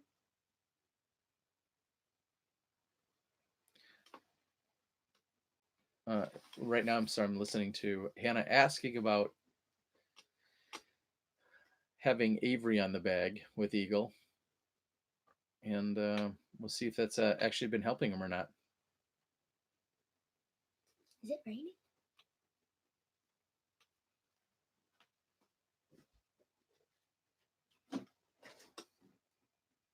All right. Can't tell if it's raining.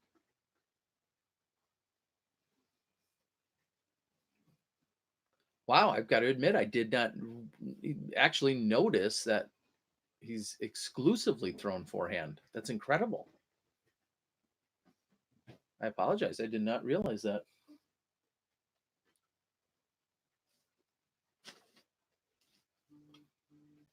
All right, girls. We'll talk to you guys later. Okay. Bye, guys. Thank you. Did you guys go to my Instagram yet? Yeah. Go check out our Instagram.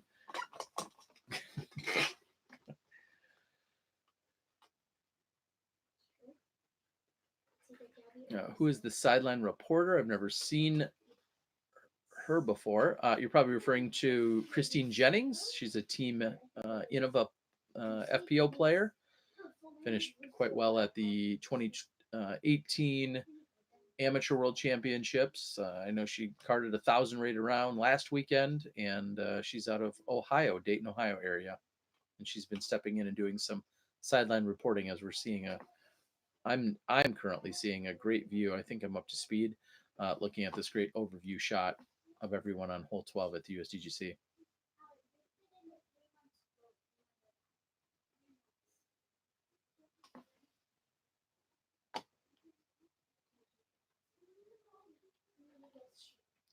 Christopher asking, is this streaming live somewhere? Yes, Christopher. They are on hole number 12.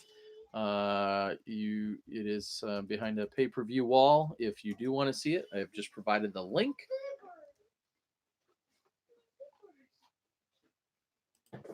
And most of us, or some of us here on the channel right now watching along, thank you guys for being here.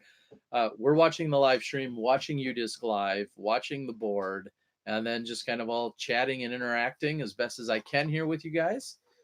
We've had a few special guest visits from my two daughters, but that's what we're watching right now. They're on hole number 12. James Conrad, an incredibly straightforward round.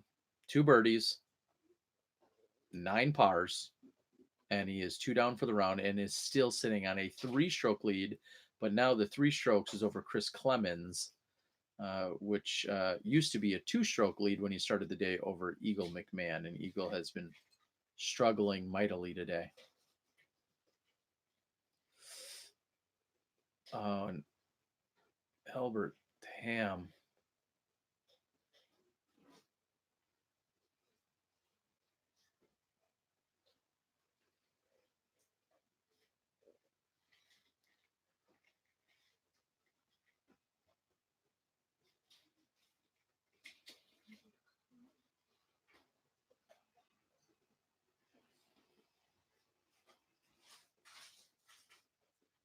And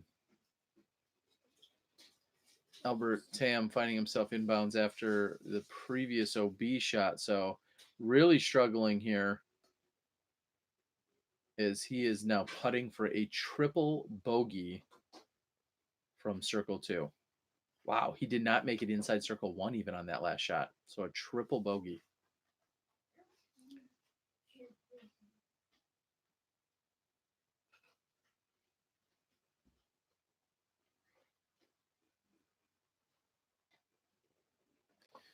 All right, taking a look at the board. Kenny calling out FF from the couch. I'm not sure who FF or what FF was.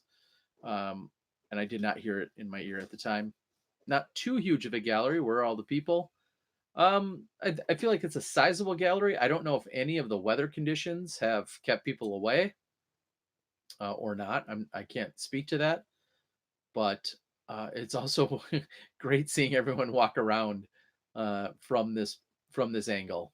And some of these fairways are a little bit wider than others, and so when people do spread out, maybe it doesn't feel like there's that many people there. But I feel like that's an average, maybe a little bit smaller than average gallery that we see out there.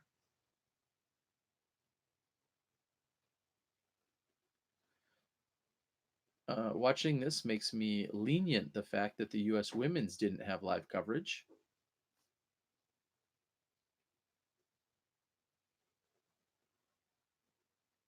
Eagle with another forehand. That's what Jeremy just said. Yeah, I have a real mixed reaction to that. I do feel like we're trying to support and have the equality in coverage and such with the women. The women's game continuing to grow. However, the women's game does not receive nearly as many views So I'm not sure what all went into the decision making exactly for why to not have live there, but I know with not being there, I certainly wish that I would have seen live coverage from that women's major a week or two ago.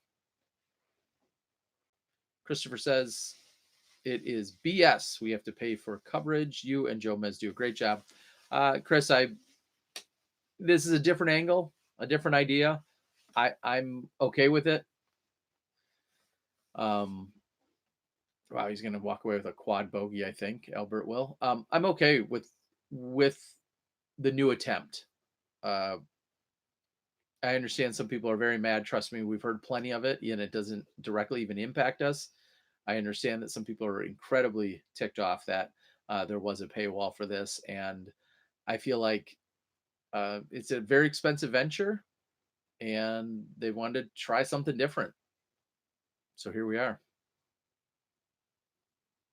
And I'll go as far as saying, call it silly or not, I purposely didn't use the free code that was given to me as a USDGC supporter.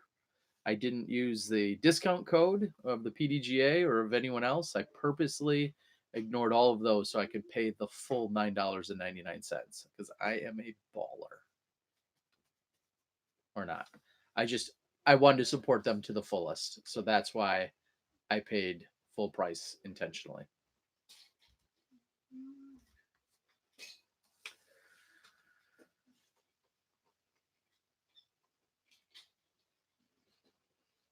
Eagles putt looks solid. Banger Music says, hello, we are live talking about you, live talking, live call about you. Now check it out. Matt says, I love the drone footage. I can understand that. Finally able to catch this catch Terry live. Love this live coverage. I'm happy to pay for such excellent coverage. I've been quite impressed myself with the coverage, I must say.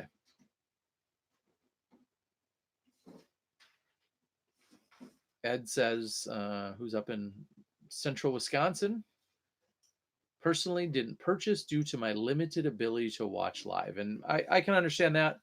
I think a lot of people said, well, I'm not really going to be around much. I can't really consume it, so I'm not going to bother, and I'll wait for posts. I totally understand that. Terry paid the $10, and that's why his granddoll didn't have any pants on. You are exactly right. In fact, that doll was just adopted last night for free. So, seeing if Nico can bring it in strong and post a score. The conditions are getting tougher. Maybe we'll have a Nico playoff. Clemens, James, and Nico.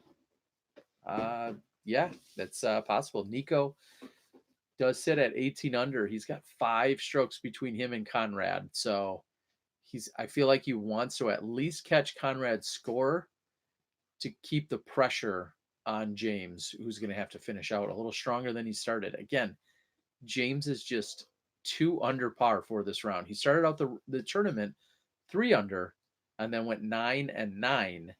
So right now, that's weird. I was just saying 9-9 as Jamie was mentioning 9-9-9, but I'm talking about their score. I feel like if Conrad could just rack up a couple more birdies, he would have the breathing room that he really needs. But he's playing smooth and consistent so far. We'll see. Chris Clemens right now is putting for a birdie here on this very hole.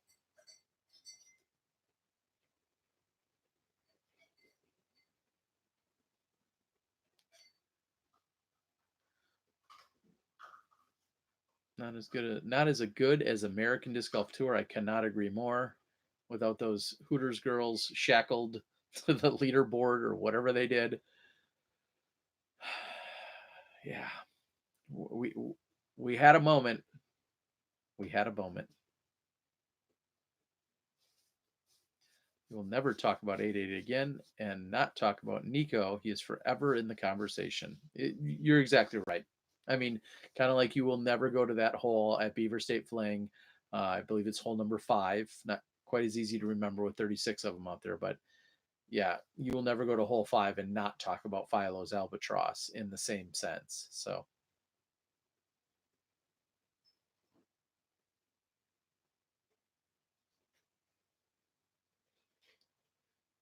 Might be a T-bird. T-bird or a wraith?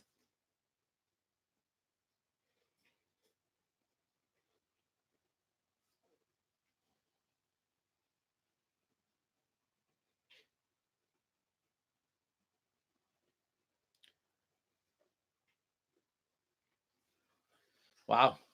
Conrad going out of bounds. That's crazy.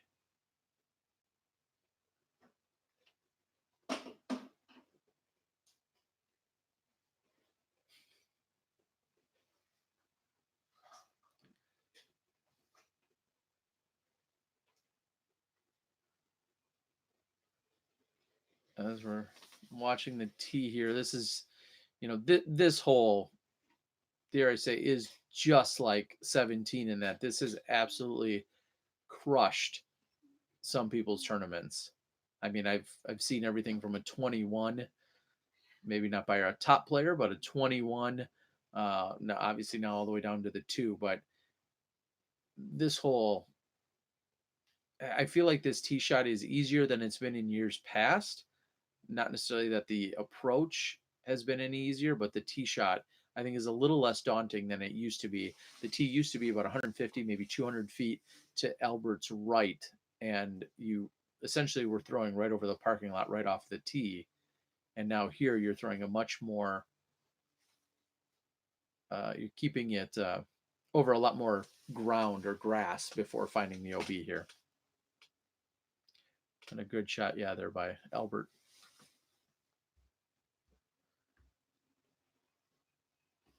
Do my best to get caught up here.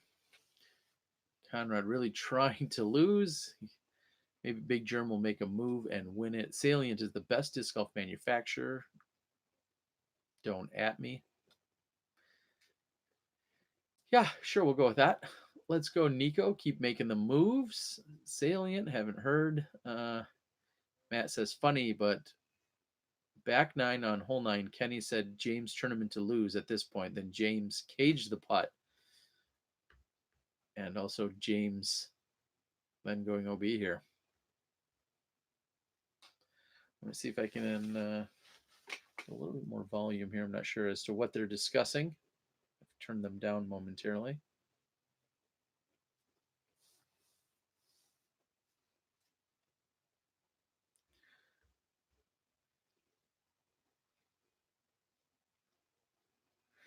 All right, Clemens with the birdie on 13. So we may see a tie by the end of this hole. James Conrad out of bounds. He sits at 23 under, and Chris Clemens just completed hole 13, taking the birdie. Incredible. Wow, Chris Clemens just relentless. And I have never seen a player in this position. Granted, this tee is relatively new, but this is the only place on the entire course where this foliage exists. Literally, the only place.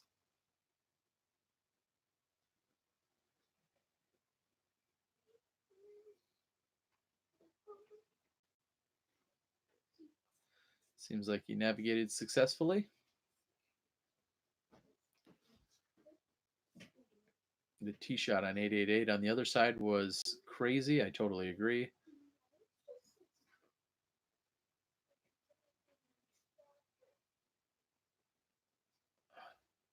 Matt's asking for a tie and a playoff.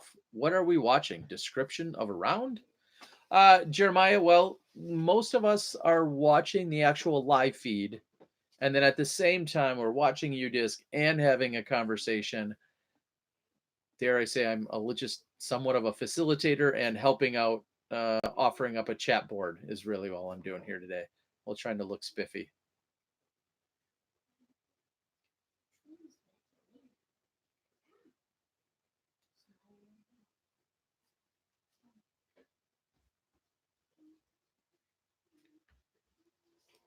Kenny, of course, discussing the likelihood of a new champion here.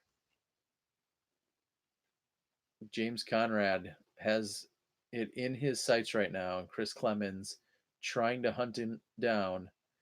Chris Dickerson has a couple bogeys today. He's definitely not out of it by any means right now. He sits at 18 under with 5 holes to play, but he's going to need to do something spectacular, I think. Again, just to keep that pressure on or put that pressure on the rest of the card. Albert Tam really struggling here as he's fallen 6 spots into his tie for 9th. And Philo, I believe, oh, no, correction. Adam Hammis is in the clubhouse, 6 under, bogey free today. So great round by Adam Hammis, going 6 under, bogey free. And I believe just him and James Conrad, along with Philo, are the only 3 currently that have been bogey free. And I think that's going to change for James in just a few minutes. So you're looking at Adam Hammis and I believe Philo is the only 2 potentially to be bogey free on the day. Yep. Philo sits at 7 under, as you're seeing here now.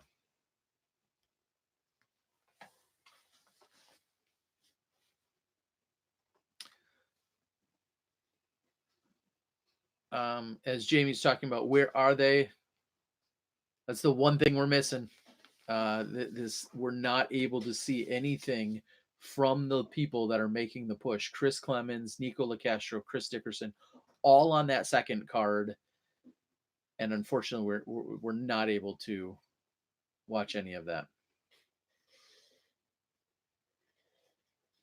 Whoa, heads up, spotter. Oh, Stan the Man McDaniel.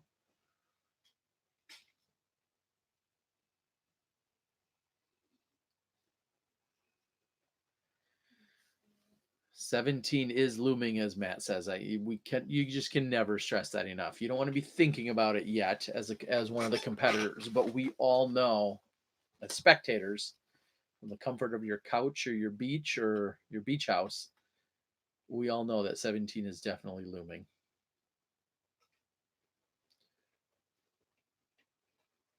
And as noted on the board, Clemens putting for birdie from inside circle 1. By the time Clemens completes 14, and there's the transmission truck right there, by the time if Clemens completes 14, he may be the new leader when James taps out here on 13.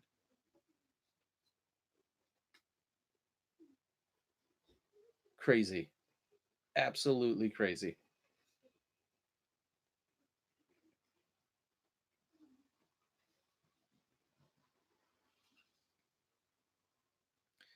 Tim is saying we'd really like to see some chase card coverage right now. Again, I don't want to harp on it, but we said that earlier in the week, and we'll reiterate it yet again. I said it today.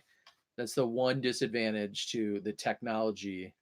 Great shot to the technology that they're using at this event as we get the double horns is they're not really able to peel off and go capture other cards and then bring it to us live. That's just a limitation that they have because they have to be within a certain distance of the truck that is currently following them down the path here on this 888 hole. They're using point-to-point technology where they are relaying their signal right now back to the truck that is literally driving on and around the course, as opposed to what we use, which is a cellular signal where we rely on.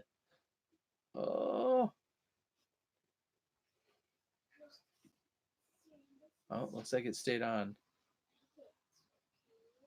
I would love. So yeah, we use a cellular signal, and of course, we've said countless times it gets challenged. You're out there and trying to use it, and a lot of cellular devices and/or just poor signal that happens to us often. But we also have the capability of being able to at least roam to wherever we want within the course. Could they mix the two together, sending cameras with cellular system and follow the chase card? That's a Johnny V question. Johnny V would have to chime in and answer that. I think they could, actually. I think Johnny said that earlier in the week to me, that they could, but that's not their primary approach here this week.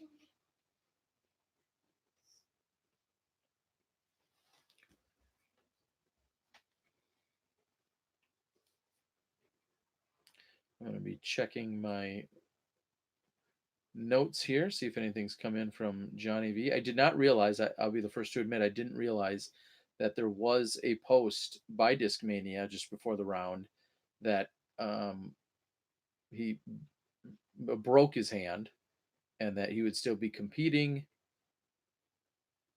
I didn't realize it was made that public. I know it's obviously been talked about and we've seen him doing it. I didn't realize that it was broke to that degree, or should I say mentioned to that degree.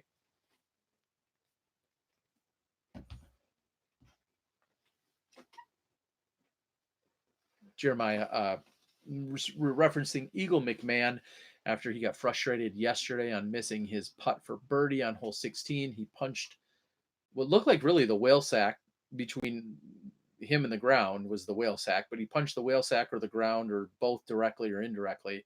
And then from that point forward, he has actually, in fact, now I think somebody called it a boxer fracture.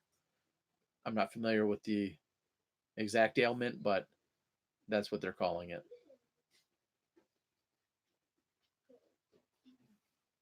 Chris Clemens, birdies 14, is at 22 under par. We have a ball game, folks. Nico, also birdies, sits at 20 under par. Some guys trying to get in on the video bombing in the background there. There's a quick shout out. Guys in blue.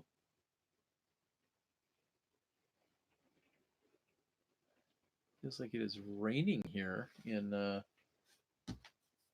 Milwaukee area, Wisconsin, where I'm at.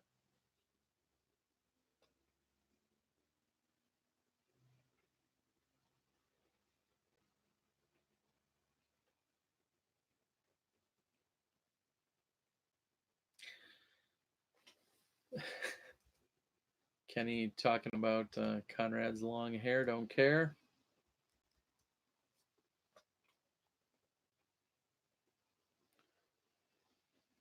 Does look like a great gallery. Now, although I may not be a fan of the actual parking lot that's being thrown on or around or near, it at least does create a very natural, we'll say, spectator barrier. Oh my goodness. And Conrad.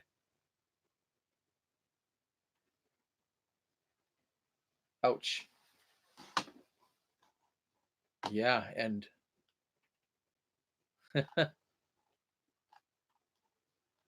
unbelievable. Sure enough, we have a tie ball game. Chris Clemens, James Conrad tied for the lead at 22 under par, and Nikola Castro right there at 20 under. All of this is why we watch live disc golf, folks. This is awesome.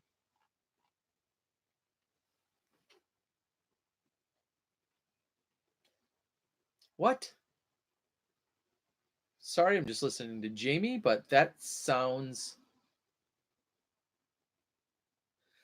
crazy. I'm not a fan. Officially not a fan. And I'm not saying it's going to get to that point, but for those not listening to Jamie and Hannah and Kenny, they just said if there's a playoff, they go to hole 17 first. Good with that. Then they go to hole 18. Good with that. Then they go to the old hole 1, the hole 1 that doesn't exist. That's not in. What? Absolutely baffled by that. That's not fair. And it's crazy. That is absolutely crazy. It's essentially a whole new hole. Like that hole hasn't been played all weekend. How is that possible? Seriously. I'm kind of worked up about that. That does not make sense. Like, to just bring in a hole that hasn't been there all weekend.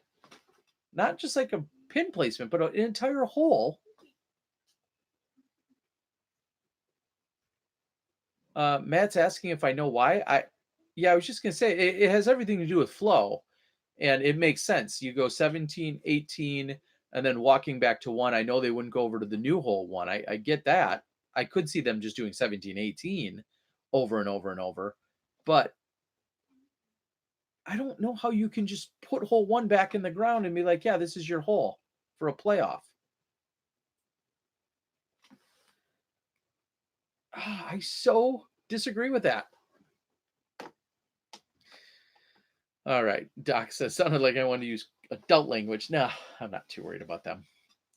They've heard it. It doesn't make sense. Wow. What do you guys think of that? That is crazy.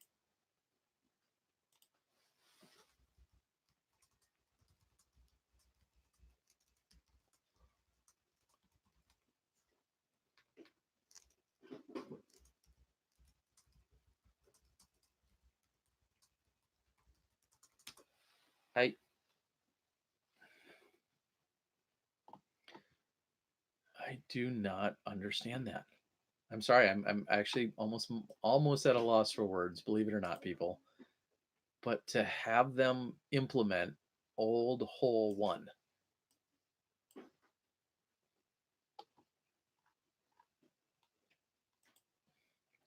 I don't know if during this stream or not, it does look like the super chat is turned on. Okay. That's optional. I could probably find some stuff to give away if you wanted to participate. But it is actually available there.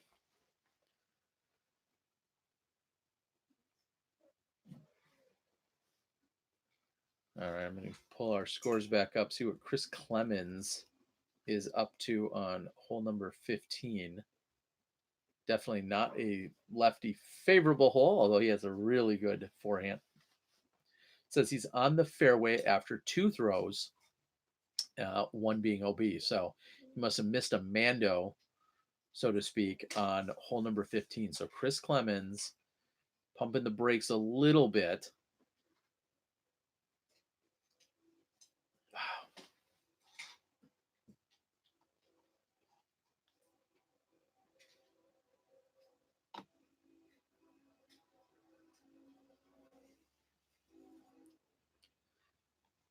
And talk about an answer, although he has no idea what's happening on Chris Clemens' card, on the chase card. Over on 15, it's protected, it's wooded. You'd have no idea, and nor probably does he care. But what an answer as we're watching here from the scoring and from this lead card action. So you may see possibly by the... Oh, my goodness! Holy cow, Eagle McMahon! Oh, wow, incredible. And Yerky, if it's Yerky Basila, I appreciate the super chat. Wow, thank you so much. And I probably just didn't pronounce your name correctly, but thank you so much. I appreciate the super chat there. It does look like it's working. Thank you. So hole 14, a little bit of fireworks, some great shots, a couple park jobs, off the basket. Jeremy, thank you for the super chat as well. I appreciate it. I haven't had anything to eat or drink. I'm just waiting for the round to get done, and then I'll stand down and call it a day. But holy cow, that is incredible. Oh, Johnny V is home. Great. But I don't think it would be worthwhile to switch over to our channel. Yeah, maybe not probably at this point, Johnny. We could if you really wanted to. I'm not sure what I'd have to rework here to make me dialing into you possible. As you can imagine, may not be the most sound setup that I've got here at the house. And yes, they're already at hole 14. If maybe we were closer to the middle of the round, I think that would have been a good way to switch over. You know, bringing you on or having you open up the show is just like bringing Kenny into the back 9. I mean, it's pretty much the same thing. So...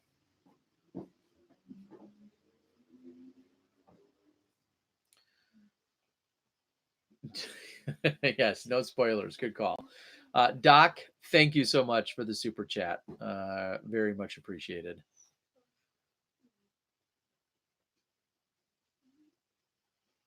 Wow.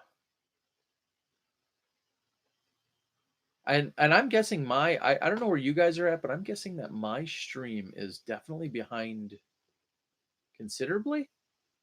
And I don't feel like it should be, but I feel that it is.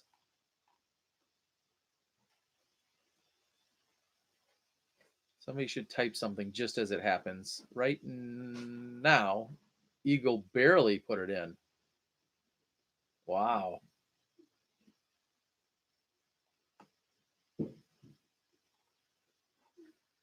All right. We see Conrad with the outright lead again.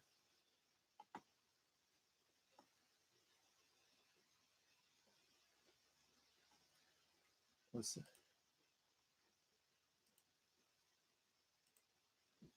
All right. I have been neglecting Facebook a little bit and trying to just catch up, see what's going on over there. Doesn't seem like too much at the moment.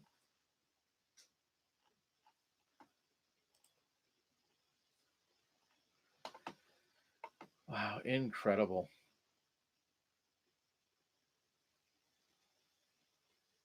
Okay, so Matt says he's about 12 seconds behind. I think, Matt, you said earlier that you are watching on an Xbox. So interesting to note that you're roughly that far behind in terms of the coverage coming to your house.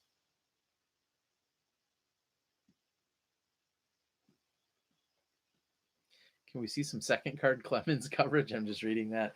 Yeah, don't get me started. You already know, you little troll, asking for it as well. And no, it is. I mean, we talked about this extensively, Johnny and I did, about this the chance that this happens, and it's exactly unfolding. Clemens, Castro, Dickerson, Coling now, literally 4 out of the top 5 players, unfortunately, we're not able to see. Now, I love seeing the lead card, as we should be, but to see none of the chase during this final round, second day, third day, who cares? They're making a run. That's great. Maybe you could get some of it. But here we are on the final round. Chris Clemens could literally win this today, and we may not even see him throw a shot. And that is the one thing that I really wish we had here. And yes, I can confirm I spent a week with Avery and a few days also with Eagle in Norway. I'm going to name drop. Avery does work out every day. So if you were wondering, he's a monster. He's a beast.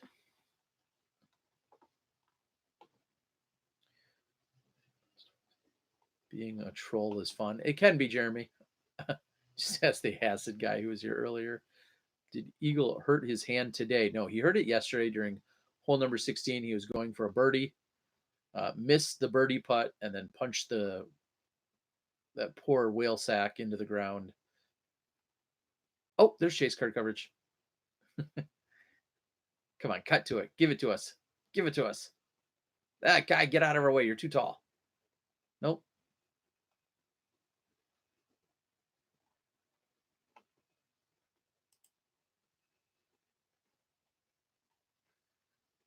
I want to find out John's middle name. If you're talking about Jonathan Van Derzen, Leonard. Don't tell anyone I told you. It's Leonard. Jonathan Leonard Van Derzen. I love that Kenny is asking what we all want to know. And yes, James is absolutely checking UDisc right now. I've seen him do that before, and he's doing it right now, which I can appreciate. You saw his eyebrows rise a little.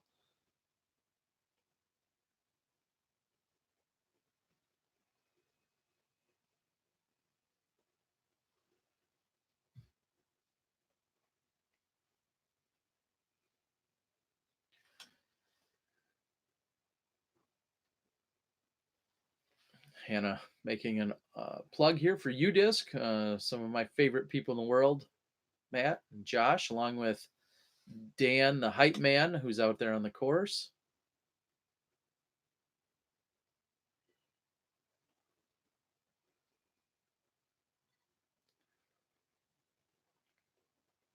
All right, they must be far enough down the fairway here on 15.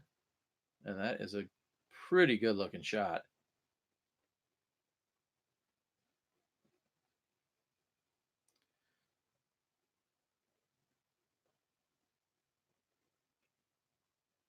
Was Dan just trying to feel his muscles? That was weird. Okay, maybe not.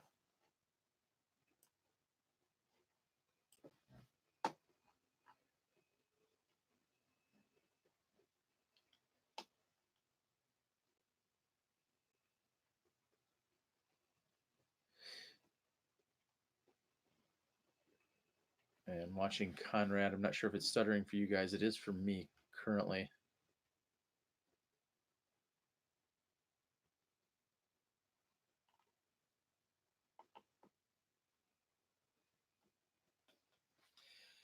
And someone, you guys are talking about, yeah, if you're watching UDisc, UDisc will always be ahead of the stream to some degree.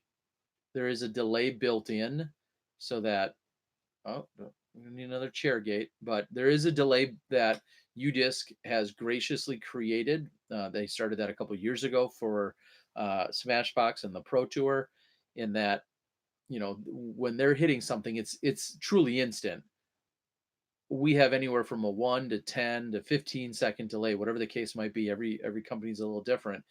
And so you actually have to utilize that option that they created, saying, hey, delay everything a few seconds. And so UDisc to be ahead of what you're actually seeing on the screen is no surprise whatsoever.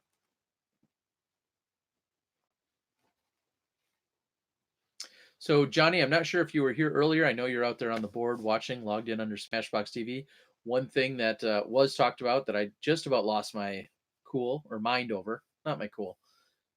They've announced, Jamie had announced that if there is a playoff, they go hole 17, then hole 18, and then they play the old original hole 1. So I just want to reiterate that to everyone, that we very well could see a playoff. It may not get to hole 1. It will be sudden death. Yes, old hole 1, as you're asking on the board. So still just kind of melting my brain as to how that decision came about and or approved. Really surprising. Johnny saying on the chat board he's a huge fan and loves it.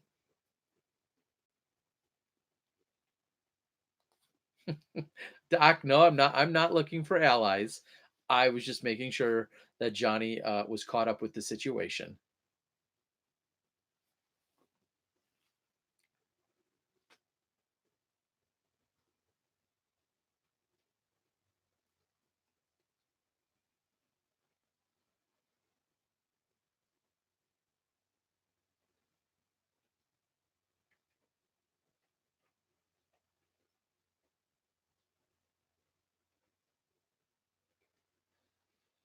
And a great looking shot there by James Conrad, playing what he needed is that skip. We'll see how obstructed he is between him and the basket. But hole 15 did bite Chris Clemens for the bogey. Nikola Castro birdies it. And now Nico and Clemens both sit at 21 under par. Absolutely incredible.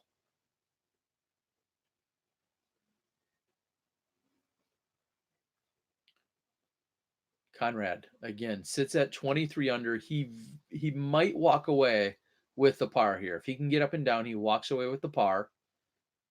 Nico's on the fairway after one throw, so not being in circle 1 or circle 2 is kind of surprising, but Nico is on the fairway on 16, so likely walking away with a par on 16. And Chris Clemens has yet to throw on hole number 16.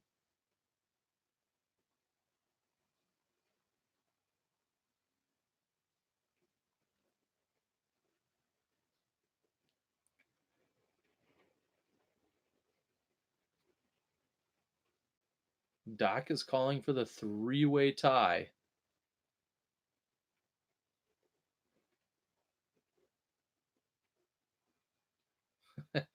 And this is not something you would try at home, folks. I'm not sure the catch cameraman's going to be expecting it, and it looks like it doesn't quite have the height it needs.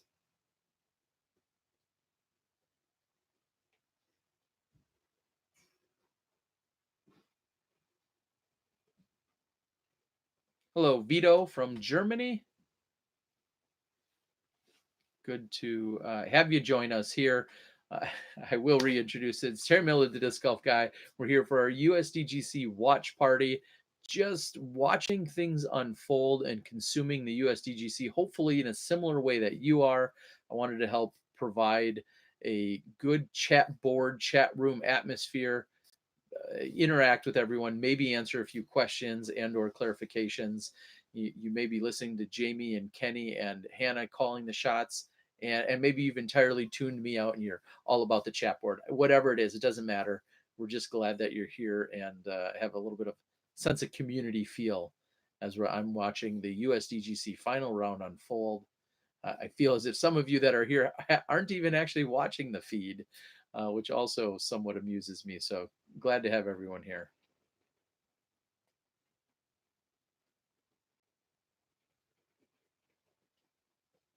And Albert's struggles continue here. He is dropping off mightily. And Barry Schultz with a strong finish. Real quick, as I'm scrolling down the leaderboard, he moved up a few spots. He's in a tie for 14th. Adam Hammis also had a strong day, shoots 6 under, stayed bogey free for the entire round. So congratulations to him. He's going to finish in 12th place, just ahead of Nate Sexton, who's, well, I should say Sexton's still out there. And Philo took the double bogey on 17. He was clean otherwise, but will find himself in the top 10, most likely. So Philo Brathwaite, a solid final round to close things out here today, move himself up 9 spots. Philo's actually ahead of Nathan Queen as we speak, as Nathan has struggled. Eagle has dipped down to a tie for 7th, and Albert Tam, who's going to drop probably another spot or two, is sitting in 6th place at the moment. Coling having a solid finish. I don't think it's going to be enough, but Coling is 18 under. He is now on the fairway after 2 throws on hole 18. He's at 18 under overall. I bet you he's going to finish with a par, and I think we're going to see Coling set his number at 18 under overall. But likely we'll put him right around a top 5 finish. We'll see.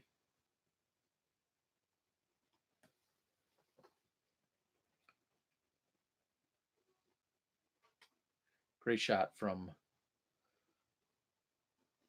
Nathan Queen, playing the little lefty skip into the holly bushes there. All right, so I'm going to catch up with the board here. Eagle made that shot yesterday with his hand was not broke. Take care of your hands, I always say. That's always a good call. Big Germ has a chance. This is awesome. I'm sorry, I know I just kind of touched on it. Big Germ doesn't have a chance to win. Nico has just taken a par on hole number 16.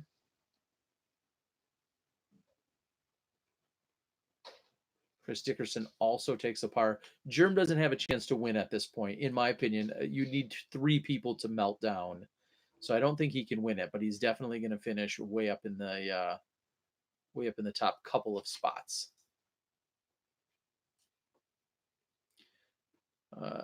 2 more and we have 100. Are we creeping on 100? 100 super chatters? You guys are amazing. Looking at roughly 88. I feel like I should almost hide this this after watch party. I don't know that there's any shelf life or value to this feed whatsoever. In fact, everybody might think it's a little bit crazy considering it's just me talking. Yeah, this might get hidden immediately after today's broadcast. Chris Clemens birdies 16 and now is at 22 under par. Conrad at best is walking away with a par, so that puts Clemens 1 behind, and he has 2 holes left to play, just 17 and 18. All right. Smashbox TV asks a great question. Terry, how come the PDGA isn't streaming the second card? That is a great question, honestly. I don't know why they wouldn't be. I know they're out here. I know people obviously are going to want to see it as Eagle splashes out. I'm going to go to PDGA on Facebook and confirm. Maybe you've already done that for me. I do not see. Okay, it looks like they're putting up individual clips. I see Nico's putt. So they're not streaming it live, but they're putting up individual clips of various shots out there on the PDGA. So if you do want to watch some of the chase card action, you can do so by going out to the PDGA's Facebook.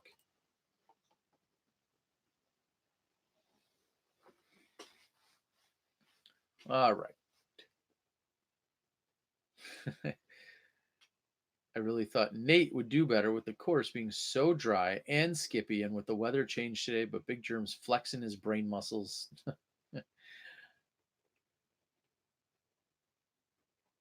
I'll not comment on that. If Nico wins, we'll never hear the end of it. Well, to be fair, it would be pretty incredible to win it 10 years after he's won his first one. I just think it's crazy that we have 3 people from Chase Card or beyond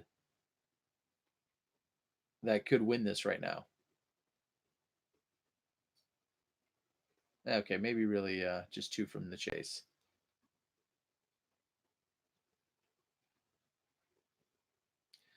This is huge for James Conrad.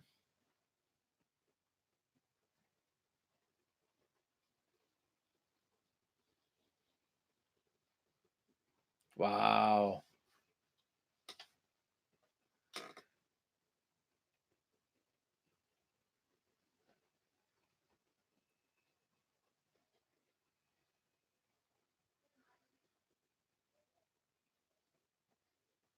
So as Smashbox TV, yes, we just confirmed. If you want some short clips of what's happening on the chase card, those seem to be available on the PDGA website, or I should say, PDGA Facebook page.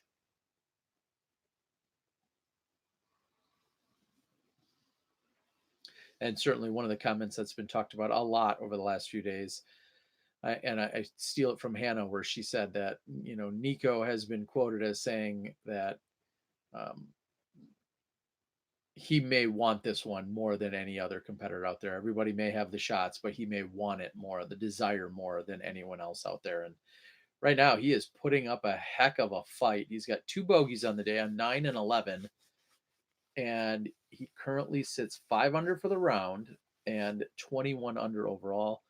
Chris Clemens sits at 6 under and is at 22 under overall, 1 stroke off of James Conrad. I want to wave at the. Oh, they can't see me. Hey there, everybody in the fan zone. All right. Some magic would happen and Paige would cash. Yeah, unfortunately, Paige, I talked about earlier, finished just 2 strokes off of what Kristen Tatar finished. Paige, I'm guessing I put her in somewhere in the low 90s or high 90s, because I believe Kristen was at the even 100 mark. Kristen Tatar and Tristan Tanner finished at tie for 100th plus 37, and just 1 spot in front of her at plus 35 was Paige Pierce, who just could not get things going here really today. And I know a big accomplishment for her was to try and go out there and cash, and unfortunately she's going to take home as much cash as Paul Macbeth today. Which is anything? What's the mark? Ouch, that's a slow low burn there, Al. That's I was leaving it up for interpretation, but 0 is the number. That sucks. Yeah. All right, we're looking at that top 50 taking cash. Kyle Klein and Austin Turner look like they might be out of that cash line. Nick Newton, who started the entire tournament with the ace, it's his first ever trip here to the USDGC. He's freshly on tour in the last year or two, representing Legacy. Nick Newton may take the bottom cash spot. So, Nick, You got an ace? he got an ace the first day, hole in one That's cool. on the very first hole. But it looks like Nick may be our bottom cash spot, I believe. Did Paul Macbeth play? He went out there, and he finished in a tie for 64th with just barely ahead of Johnny McRae. So many good players, such a tough tournament, and not able to go home with cash. And then I look at, again, Simon Lizotte out of the cash. Steve Brinster, who's won this before, finishes out of the cash. Silver Lott, Peter McBride, Brad Schick, Zach Melton, Brian Earhart. Oh my gosh. Like, seriously, out of the cash for those guys. As I now see Chris Clemens not able to find the green on 17.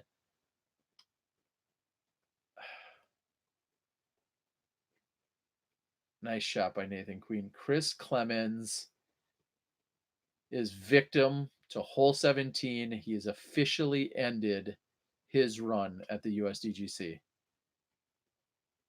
Oh my gosh. He is putting for a quadruple bogey from circle 2. So Chris just simply not getting it on the green, and he finally does. He finds himself in circle 2. Chris is going to walk away with losing at least 5 or 6 strokes. Oh my goodness. And Chris will find himself way in a tie, probably for 6th or 7th by the end of this hole. Oh, heartbreaking. So right now, Nico is putting for bogey. And I'm going to say it, James Conrad with a solid drive a moment ago. James Conrad may have this all but locked up, barring the tee of 17. And I know that's still a huge comment, but Clemens is out. Nico is going to lose another stroke or 2. Jeremy Coling is in the clubhouse with 18. Unbelievable. I do not believe this. This is, in fact, definitely James Conrad's major to win.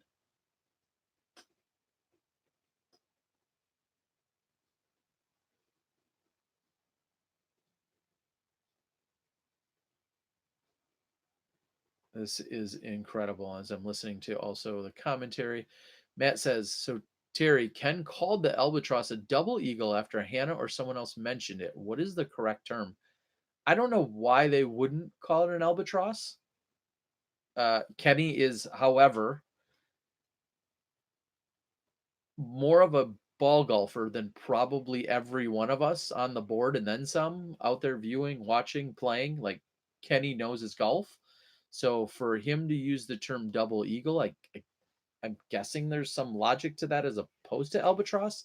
I honestly don't know what the logic is, but I have a hard time second guessing Climo when it comes to golf vernacular or terminology.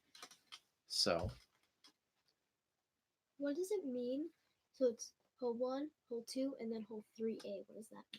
Holes like, as my daughter's asking questions here, totally legit. Holes 3A and 13A and 17A. What that means is 2 of the days they put the pins, the baskets, in a different spot, and 2 of the days they leave them in the same spot. So there's 3B, 13B, and 17B. So for the first and fourth day, the hole was in the A spot. And for the second and third day, the hole was in the B spot. Why do they do that? just to make things a little bit different, change it up. So there are 3 holes that do that then? Yes, this year. 3, 13, and 16, or 17. Some of you may or may not remember hole 16 here used to have an A and B position as well at one point, but clearly no longer this year. Instead, they added mozzarella sticks.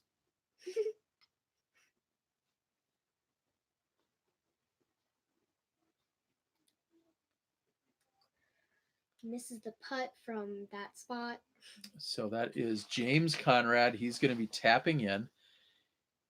He's walking away 23 under par for what everyone has said for a decade plus, the longest walk in disc golf. That's the best score in disc golf? No, the longest walk in disc golf, to walk from this basket to the next tee, because the next hole is so incredibly tough and daunting. Don't punch the ground. Don't punch the ground. In all seriousness, it would have been kind of funny, maybe kind of Simon-like, if he would have gestured as if he was going to punch the ground there. I think that could have brought a little You should more. do that thing where, you know, like Ellen does it, like they have an earpiece in, and then you like tell them what to say or like do, and then you should have done that. Eagle McMahon does not want me telling him what to do. I promise you that. Who's that? That's the gentleman who just putt. My heart is just broken for anyone that has the collapse on 17, and Chris Clemens is this year's, or at least this round's, victim, as was Simon Lizotte earlier. But he's putting for a quintuple bogey from circle 1 now.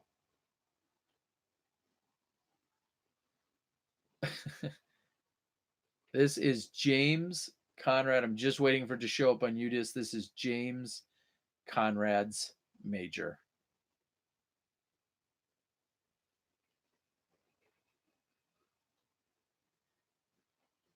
Doc is cheering for Big Germ from the clubhouse. It just, I can appreciate your fanism or loyalty, but Doc, that one I'm going to say, I don't see that happening. That means that Conrad would have to at least go 5 over or worse in the next 2 holes. Who's Big Germ? Nikola Castro takes the double bogey. I cannot believe watching Chris Clemens put together the round he did and then takes the snowman, and just heartbreaking. Dad. Who's Big Germ? I love you. Big Germ does commentary with the guy with all the brains here. This is Nate Sexton. And you would say that. You haven't won the world's, Nate. Just kidding. Big Germ does commentary. He's a very tall fella. He won this tournament a few years ago when the hurricane came through and there only was 3 rounds. And he does commentary with Nate Sexton. Is he the one playing? He's done for the day. He's already in. He's at 18 under par. So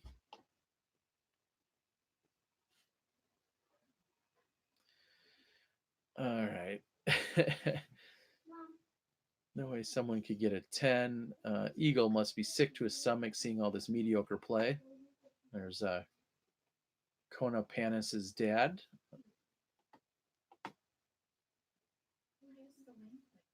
Eagle. What's a snowman? A snowman's an 8. And that is a pretty cool scene. There is the transmission van, as we talked about earlier, rolling right up the... Do you have to ride that to the next hole? No. Emerson Keith, they're in the view, along with Kevin McCoy, UC Maresma. And the stage is set He's got 4 strokes clear of Nico at the moment. Nico still has 18 to play. And I cannot say enough about how exciting live is just for this reason.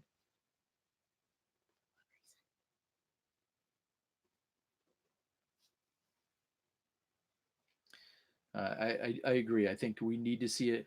I think James Conrad can I don't want to say limp in with a par on 18, but I think James Conrad can very confidently at least walk away with a par on 18. And so A, he needs to get past 17, and B, I think Nico needs to just turn up the heat a little bit more and at least get the birdie on 18.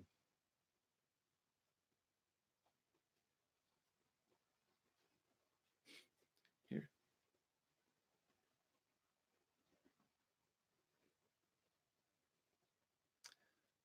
That's all right, Jamie. No watch party shout outs here. We're good. Totally kidding. Yeah, I mean, I've got Allison here, who's probably got a lower PDJ number than Jamie Thomas. Come on, Jamie.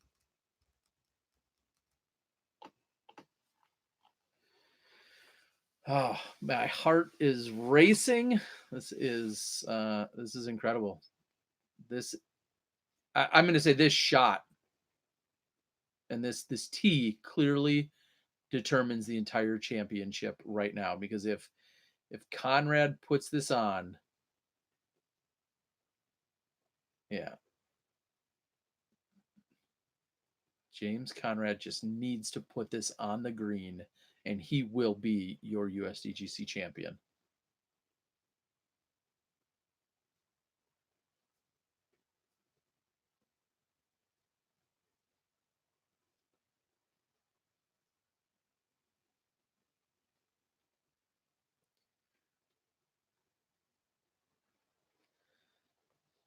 All right, guys. Nathan Queen throwing his tee shot. We saw him struggle. That's short. Way, way short. Nathan Queen, who had 3 birdies in the last 4 holes. Yesterday, we saw Nathan Queen throw this one deep of the basket and find the OB. So, understandably, a little less power and a little more tentative. Let's hope this finds the green and stays on. It will. Great shot. This is James Conrad's tournament. Here it is.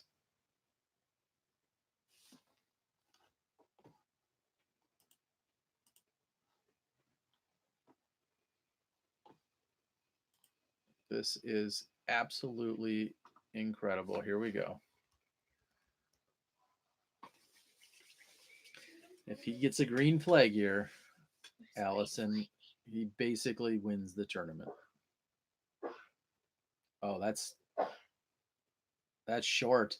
Way short. Oh, no. Oh, no. What does that mean? He is out of bounds. James Conrad needs to put this one In the basket.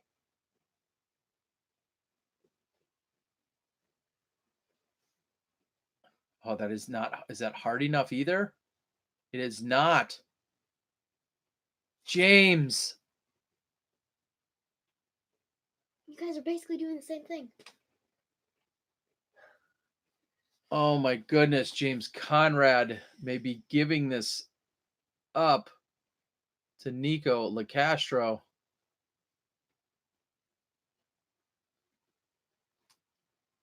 I can't watch.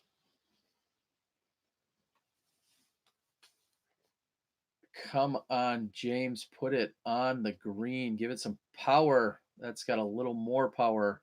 That is way wide and barely going to sneak on. Is that good? He's in bounds, but good.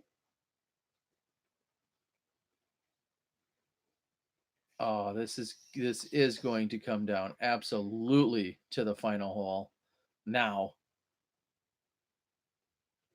No. That was not good. That was not good at all. Okay. James Conrad.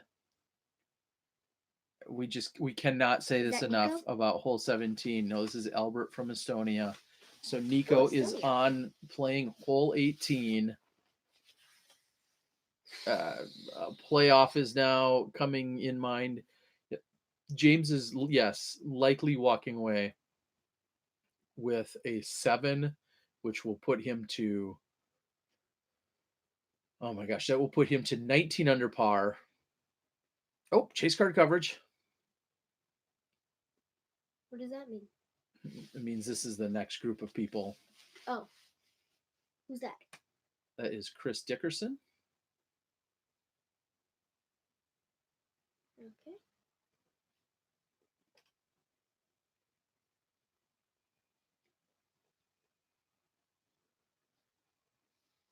What hole are they on? They're on the final hole, hole number 18. So it all depends on what Nico here does. As it's either going to be Nico or James that is going to win this tournament. Nico has already thrown his second shot. He went out of bounds. I feel funny as I'm hearing a few faint noises come in from the booth as well, as I'm not listening to them too much, but they also just mentioned Nico is out of bounds. Grab your popcorn, folks. This is going to be a... This is crazy. Who's that? No, this is, oh, sorry. That was Chris Clemens. How do you know all these people? Honey, the disc golf guy. I see these people every weekend when I'm not with you. I'm with them. So they're your second family? Yes. He looks like you. Right? He's from Minnesota. That's Jordan Castro. He looks exactly like you. Hmm. Like, from behind. I look more like the old Jordan. Jordan has lost a ton of weight and is absolutely awesome. He's lost like over 100 pounds and very inspiring. It's awesome to see. I do not know where Nico went out of bounds. I think we're going to see that in just a moment before they cut back to hole 17. But Conrad's almost for sure walking away with a 7. And a 7 will put him to... James is now putting 17. for a 3-time bogey from circle 2. Don't ask me what that means because I don't know, but that's what it says. All right.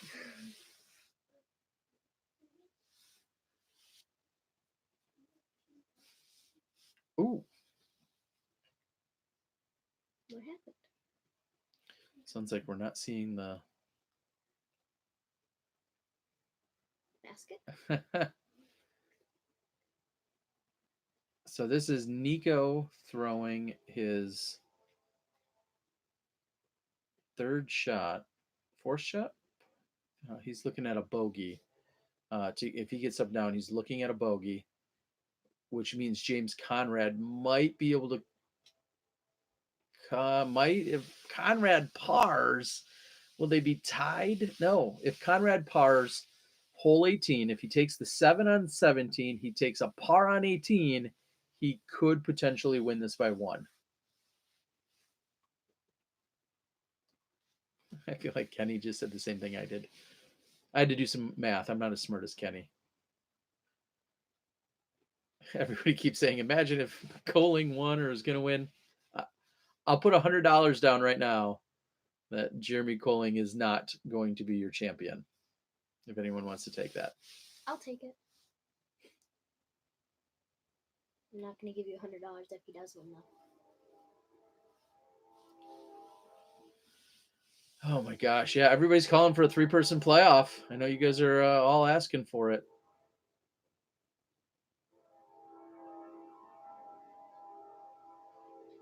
Oh my goodness. The tension continues to mount. You see Chris Clemens talking with Jordan Castro. Clemens seeing where he's at.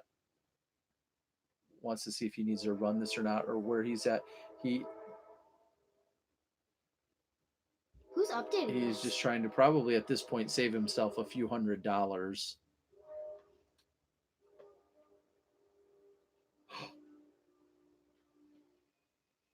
Oh, Who was that? so that was Chris Clemens. So Conrad is in the basket for the triple bogey. Wait, is in the basket for 3 bogey. Oh, 3 plus from 5 feet. So he takes the 7.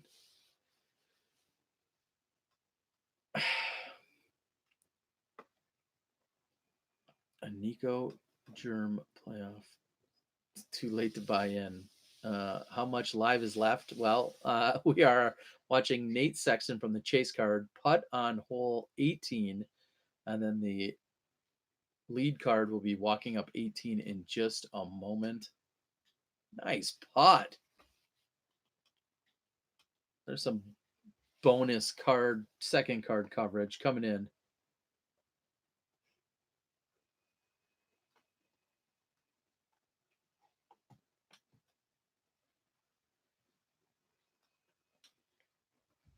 Nico against All right, folks. This is I can't believe we're sitting here watching this unfold the way we are. Here's Chris Clemens. Just what a great showing. I mean, it's so painful to see his entire tournament crushed on hole 17. He is just 2 strokes off of the lead after taking an 8 on hole 17. I just can't say enough about Chris Clemens and his game this week.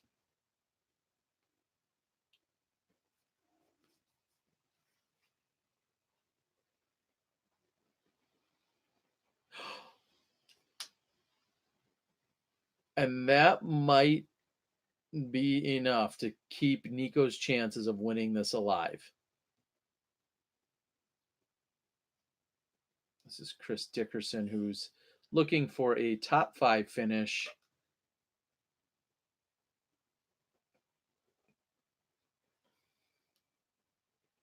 All Conrad needs is a par to win the United States Disc Golf Championships. This is. I am not going to downplay this, but when you are, by saying this, please don't think I'm downplaying it. If you step up to 18 and if you just want the par and you know that, I feel like it makes that hole that much easier. And it's a tough hole to par, do not get me wrong. But when you walk up to 18 and you're playing it for a par and you're not even thinking about a 3, then it's a little bit easier for you. Let's see if James can make this happen. I cannot believe we are seeing this unfold. Oh my goodness. Now they're coming back to some action. I think we saw some of this. There's Eagles shot. It's funny. I feel like that was so 5 minutes ago. I don't care now. Wow. Just incredible. Par wins the USDGC. Par or Par. less. Par or birdie. Yeah.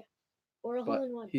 he won't be getting A birdie. a birdie. No, I mean he won't be getting a 2 or a 1 or a 2, but why? And he should not be getting a birdie. Like, I don't feel like there's anything he's doing that should put him even in contention for getting a birdie. Okay. All right, put it in the comments, guys. Do you want a playoff? A 3, potentially 3. It could be 2. It could be German and Nico. If Conrad really struggles here, he could take himself out of the playoff. He could take a double and be out of it. You guys are calling for playoffs. Henry wants Conrad to win. And then if a playoff, do you want to see it go all the way to the old hole 1? Wait, where's Conrad's throw? Did you see it?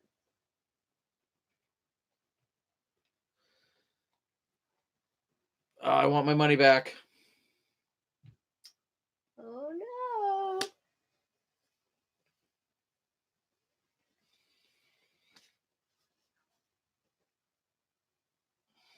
no. Unbelievable.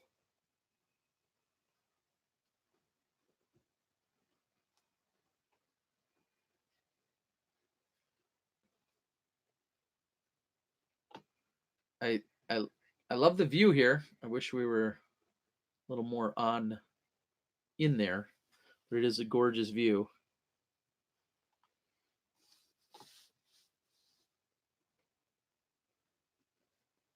Oh,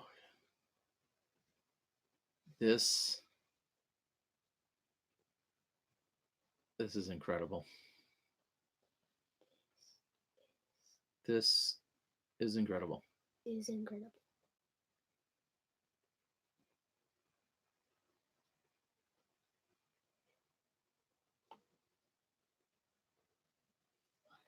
Oh, it all comes down to this pinch point. I mean, it comes down to the pinch point of how tight and narrow it gets on the left and the right sides. He just has to keep this in bounds. This must be a lot of pressure on him. This is obviously as crucial. I feel like the tee shot's almost easy on this hole. This is as crucial as hole 17. Oh, and he's done it. There it is, folks. That should be it. Oh, the sigh of relief he has to have at the moment. I see Todd Lyon and Joe Chargaloff of the PDGA in the background. This should be it, folks. I'm not shutting down the computer. I'm not closing the stream. I'm not eating the pizza yet, but this should be it. James Conrad should get up and down from there and become your U.S. champion. Wow, what a battle. Yes, everyone keeps, I cannot emphasize the word should enough. Is Johnny running Smashbox TV? Yeah, he tries to. Yes, he's over. He got home and is running, watching from at home. So Nico is done and it's all up to James right now? Yes. Okay. Nico is in the clubhouse, as they say. He's in a tie for second with Coling. Chris Clemens has finished in fourth.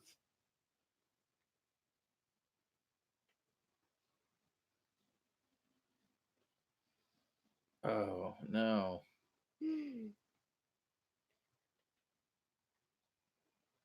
So Nathan Queen struggling a little bit here to try and close things out. I can't say it enough. Nathan Queen and Chris Clemens, two guys that you probably didn't pick to win it. Let's just be fair. You didn't pick them to win it.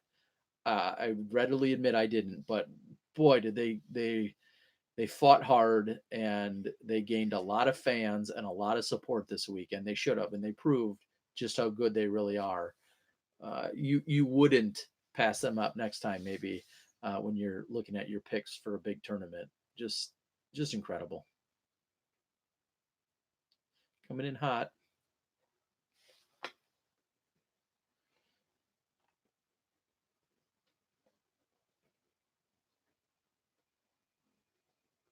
Okay, looking at the board. Yes, final round of +2 to possibly win it is crazy. And then when you look at his shots today, just 3 birdies, and he's going to probably end the day with just 3 birdies. When you're talking about James Conrad, that's incredible. He shot 3 under to open the tournament, follows with a 9 under, then has another 9 under, and now looks like he's probably going to shoot 2 over.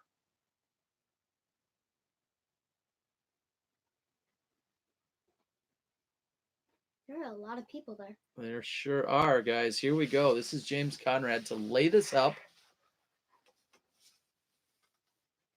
Oh, look how close he was to the out of bounds.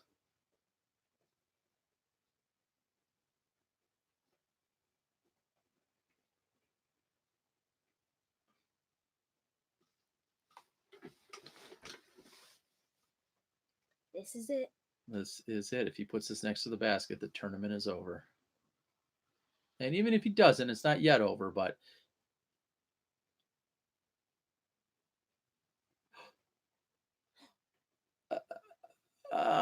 James.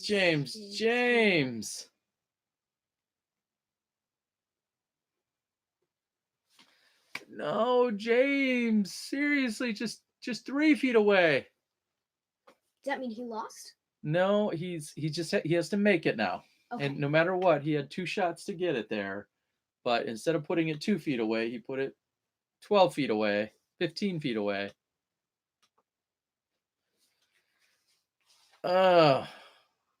James.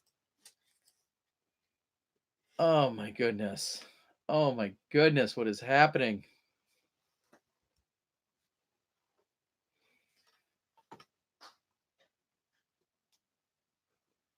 It is cake. I understand it, and James has proven to be arguably one of the best, one of the most efficient, stressed out, not stressed out, high pressure putters in the game.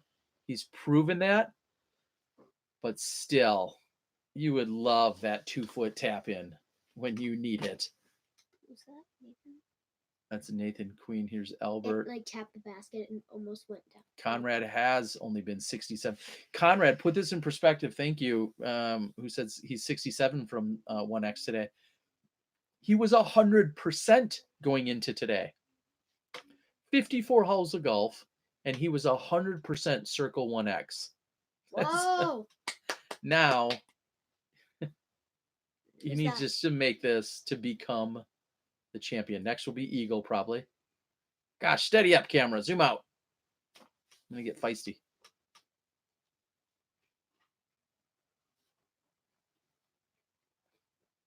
Jomez there covering some action. Eagle. And here it is. Okay.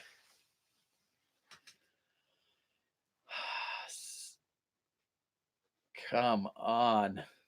James Conrad to take down the USDGC.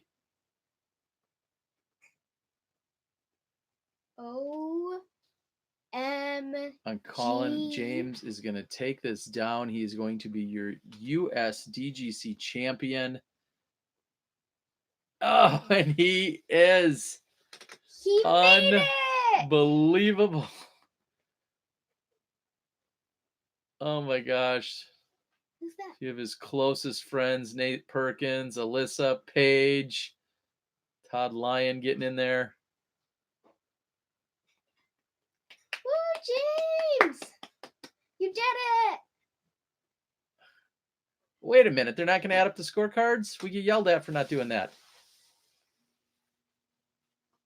All right. All right. Unbelievable. Congratulations, James. Who's that?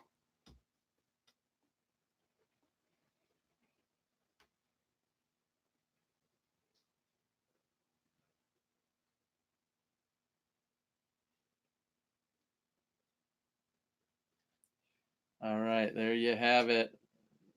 Brief, but we get to hear from him, and unbelievable. I'm going to have to mute these guys because I can't hear. All right, so I'm going to start to close things out here with Allison. Unbelievable day. What did you think, Al? Give me your thoughts on that. How intense? Very intense. I was most of the time just copying your expressions though, so I don't really wasn't really like I don't know. So well, and you learned a few more of these players. You know, someday you saw Christine get in there and give a real quick interview. That will someday have to be your job. Yeah, hello. Go ahead and ask me. You gotta prep yourself. Give me a question. What do you think of this tournament that just happened? Oh, wow. I think it was an amazing tournament. The staff put on such a great event. It was crazy weather out there this week, but yeah, it was great. Thanks to the staff and thanks to all the supporters and fans. Cool. All right. You got to work on your follow-ups. All right, guys. I'm going to shut things down. We're going to have to get James. We always have a hard time hunting James down to get him on the Smashbox podcast simply because he's in a van. He's traveling around. He loves to actually live off the grid, except for checking UDisc during the final round of an event. But we'll see if we can get him locked in for Tuesday night. get caught up with him. Congratulations to everyone else that made the charge that they did. Nico with a heck of a performance. It was incredible to see out there. Big Germ with a solid finish to put himself right in the contention and in the mix of things. And then you just can't say enough about Chris Clemens and about what we saw from Nathan Queen this week. Just fierce competitors battling hard. And then Eagle McMahon, hopefully, will take this little life lesson. He'll take it home with him, and we'll definitely talk about in the future how some anger management and what he does to control himself, because what happened yesterday likely took him out of contention to winning this thing today, and to think that James Conrad shot +2 to still win the tournament, and Eagle McMahon was 2 strokes behind him.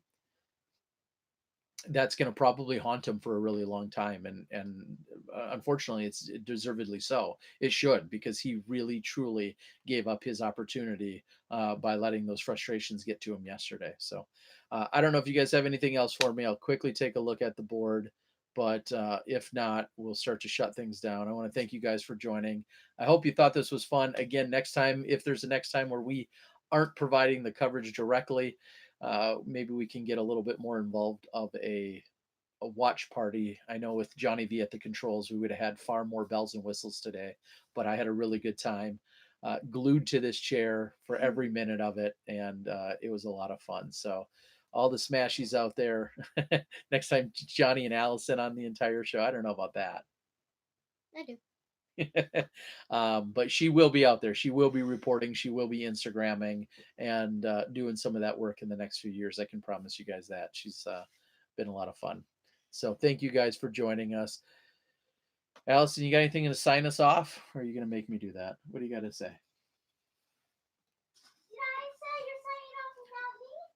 Oh yeah, Kenzie, you want to sneak in here for the quick sign off? Come on, get all the way in here. All right. Anything you want to say to everybody out there? Good job, everyone who competed in the tournament. Yep. And thanks everyone for watching. Of course. If I can make your hand move, will you go to my Instagram? Put your hand out, just like this. Now flip it over. Got it? What's your Instagram, since you have to plug it so much? Kenzie Cookie 321 or Cookie Kenzie 321. Cookie Kenzie or Kenzie Cookie? Cookie Kenzie. Cookie Kenzie 321. You've got your own Instagram. Queen_Vitiligo. Queen Vitiligo. The both of us, we have _Miller_girls_. So go follow the Miller girls. Yep. All right. I'm Terry Miller, the disc golf guy. It was great seeing and hearing you talk to you guys, chiming in throughout the day. This made it so much more fun to experience it all with you, since we're not there, since we're not doing it live. Congratulations yet again to James Conrad, to the staff, to the crew, to everyone else. Congratulations to everybody. I'm totally jealous I wasn't there, but glad I got to spend some time with these guys. So thanks. See ya. We'll see you Tuesday night. Hopefully we'll have James Conrad. I think he'll be locked in. No We'll promises. see you then. I You step won't bring inside the my Smash Box. dolls. Take care, guys. See ya. Bye. Bye, Luke.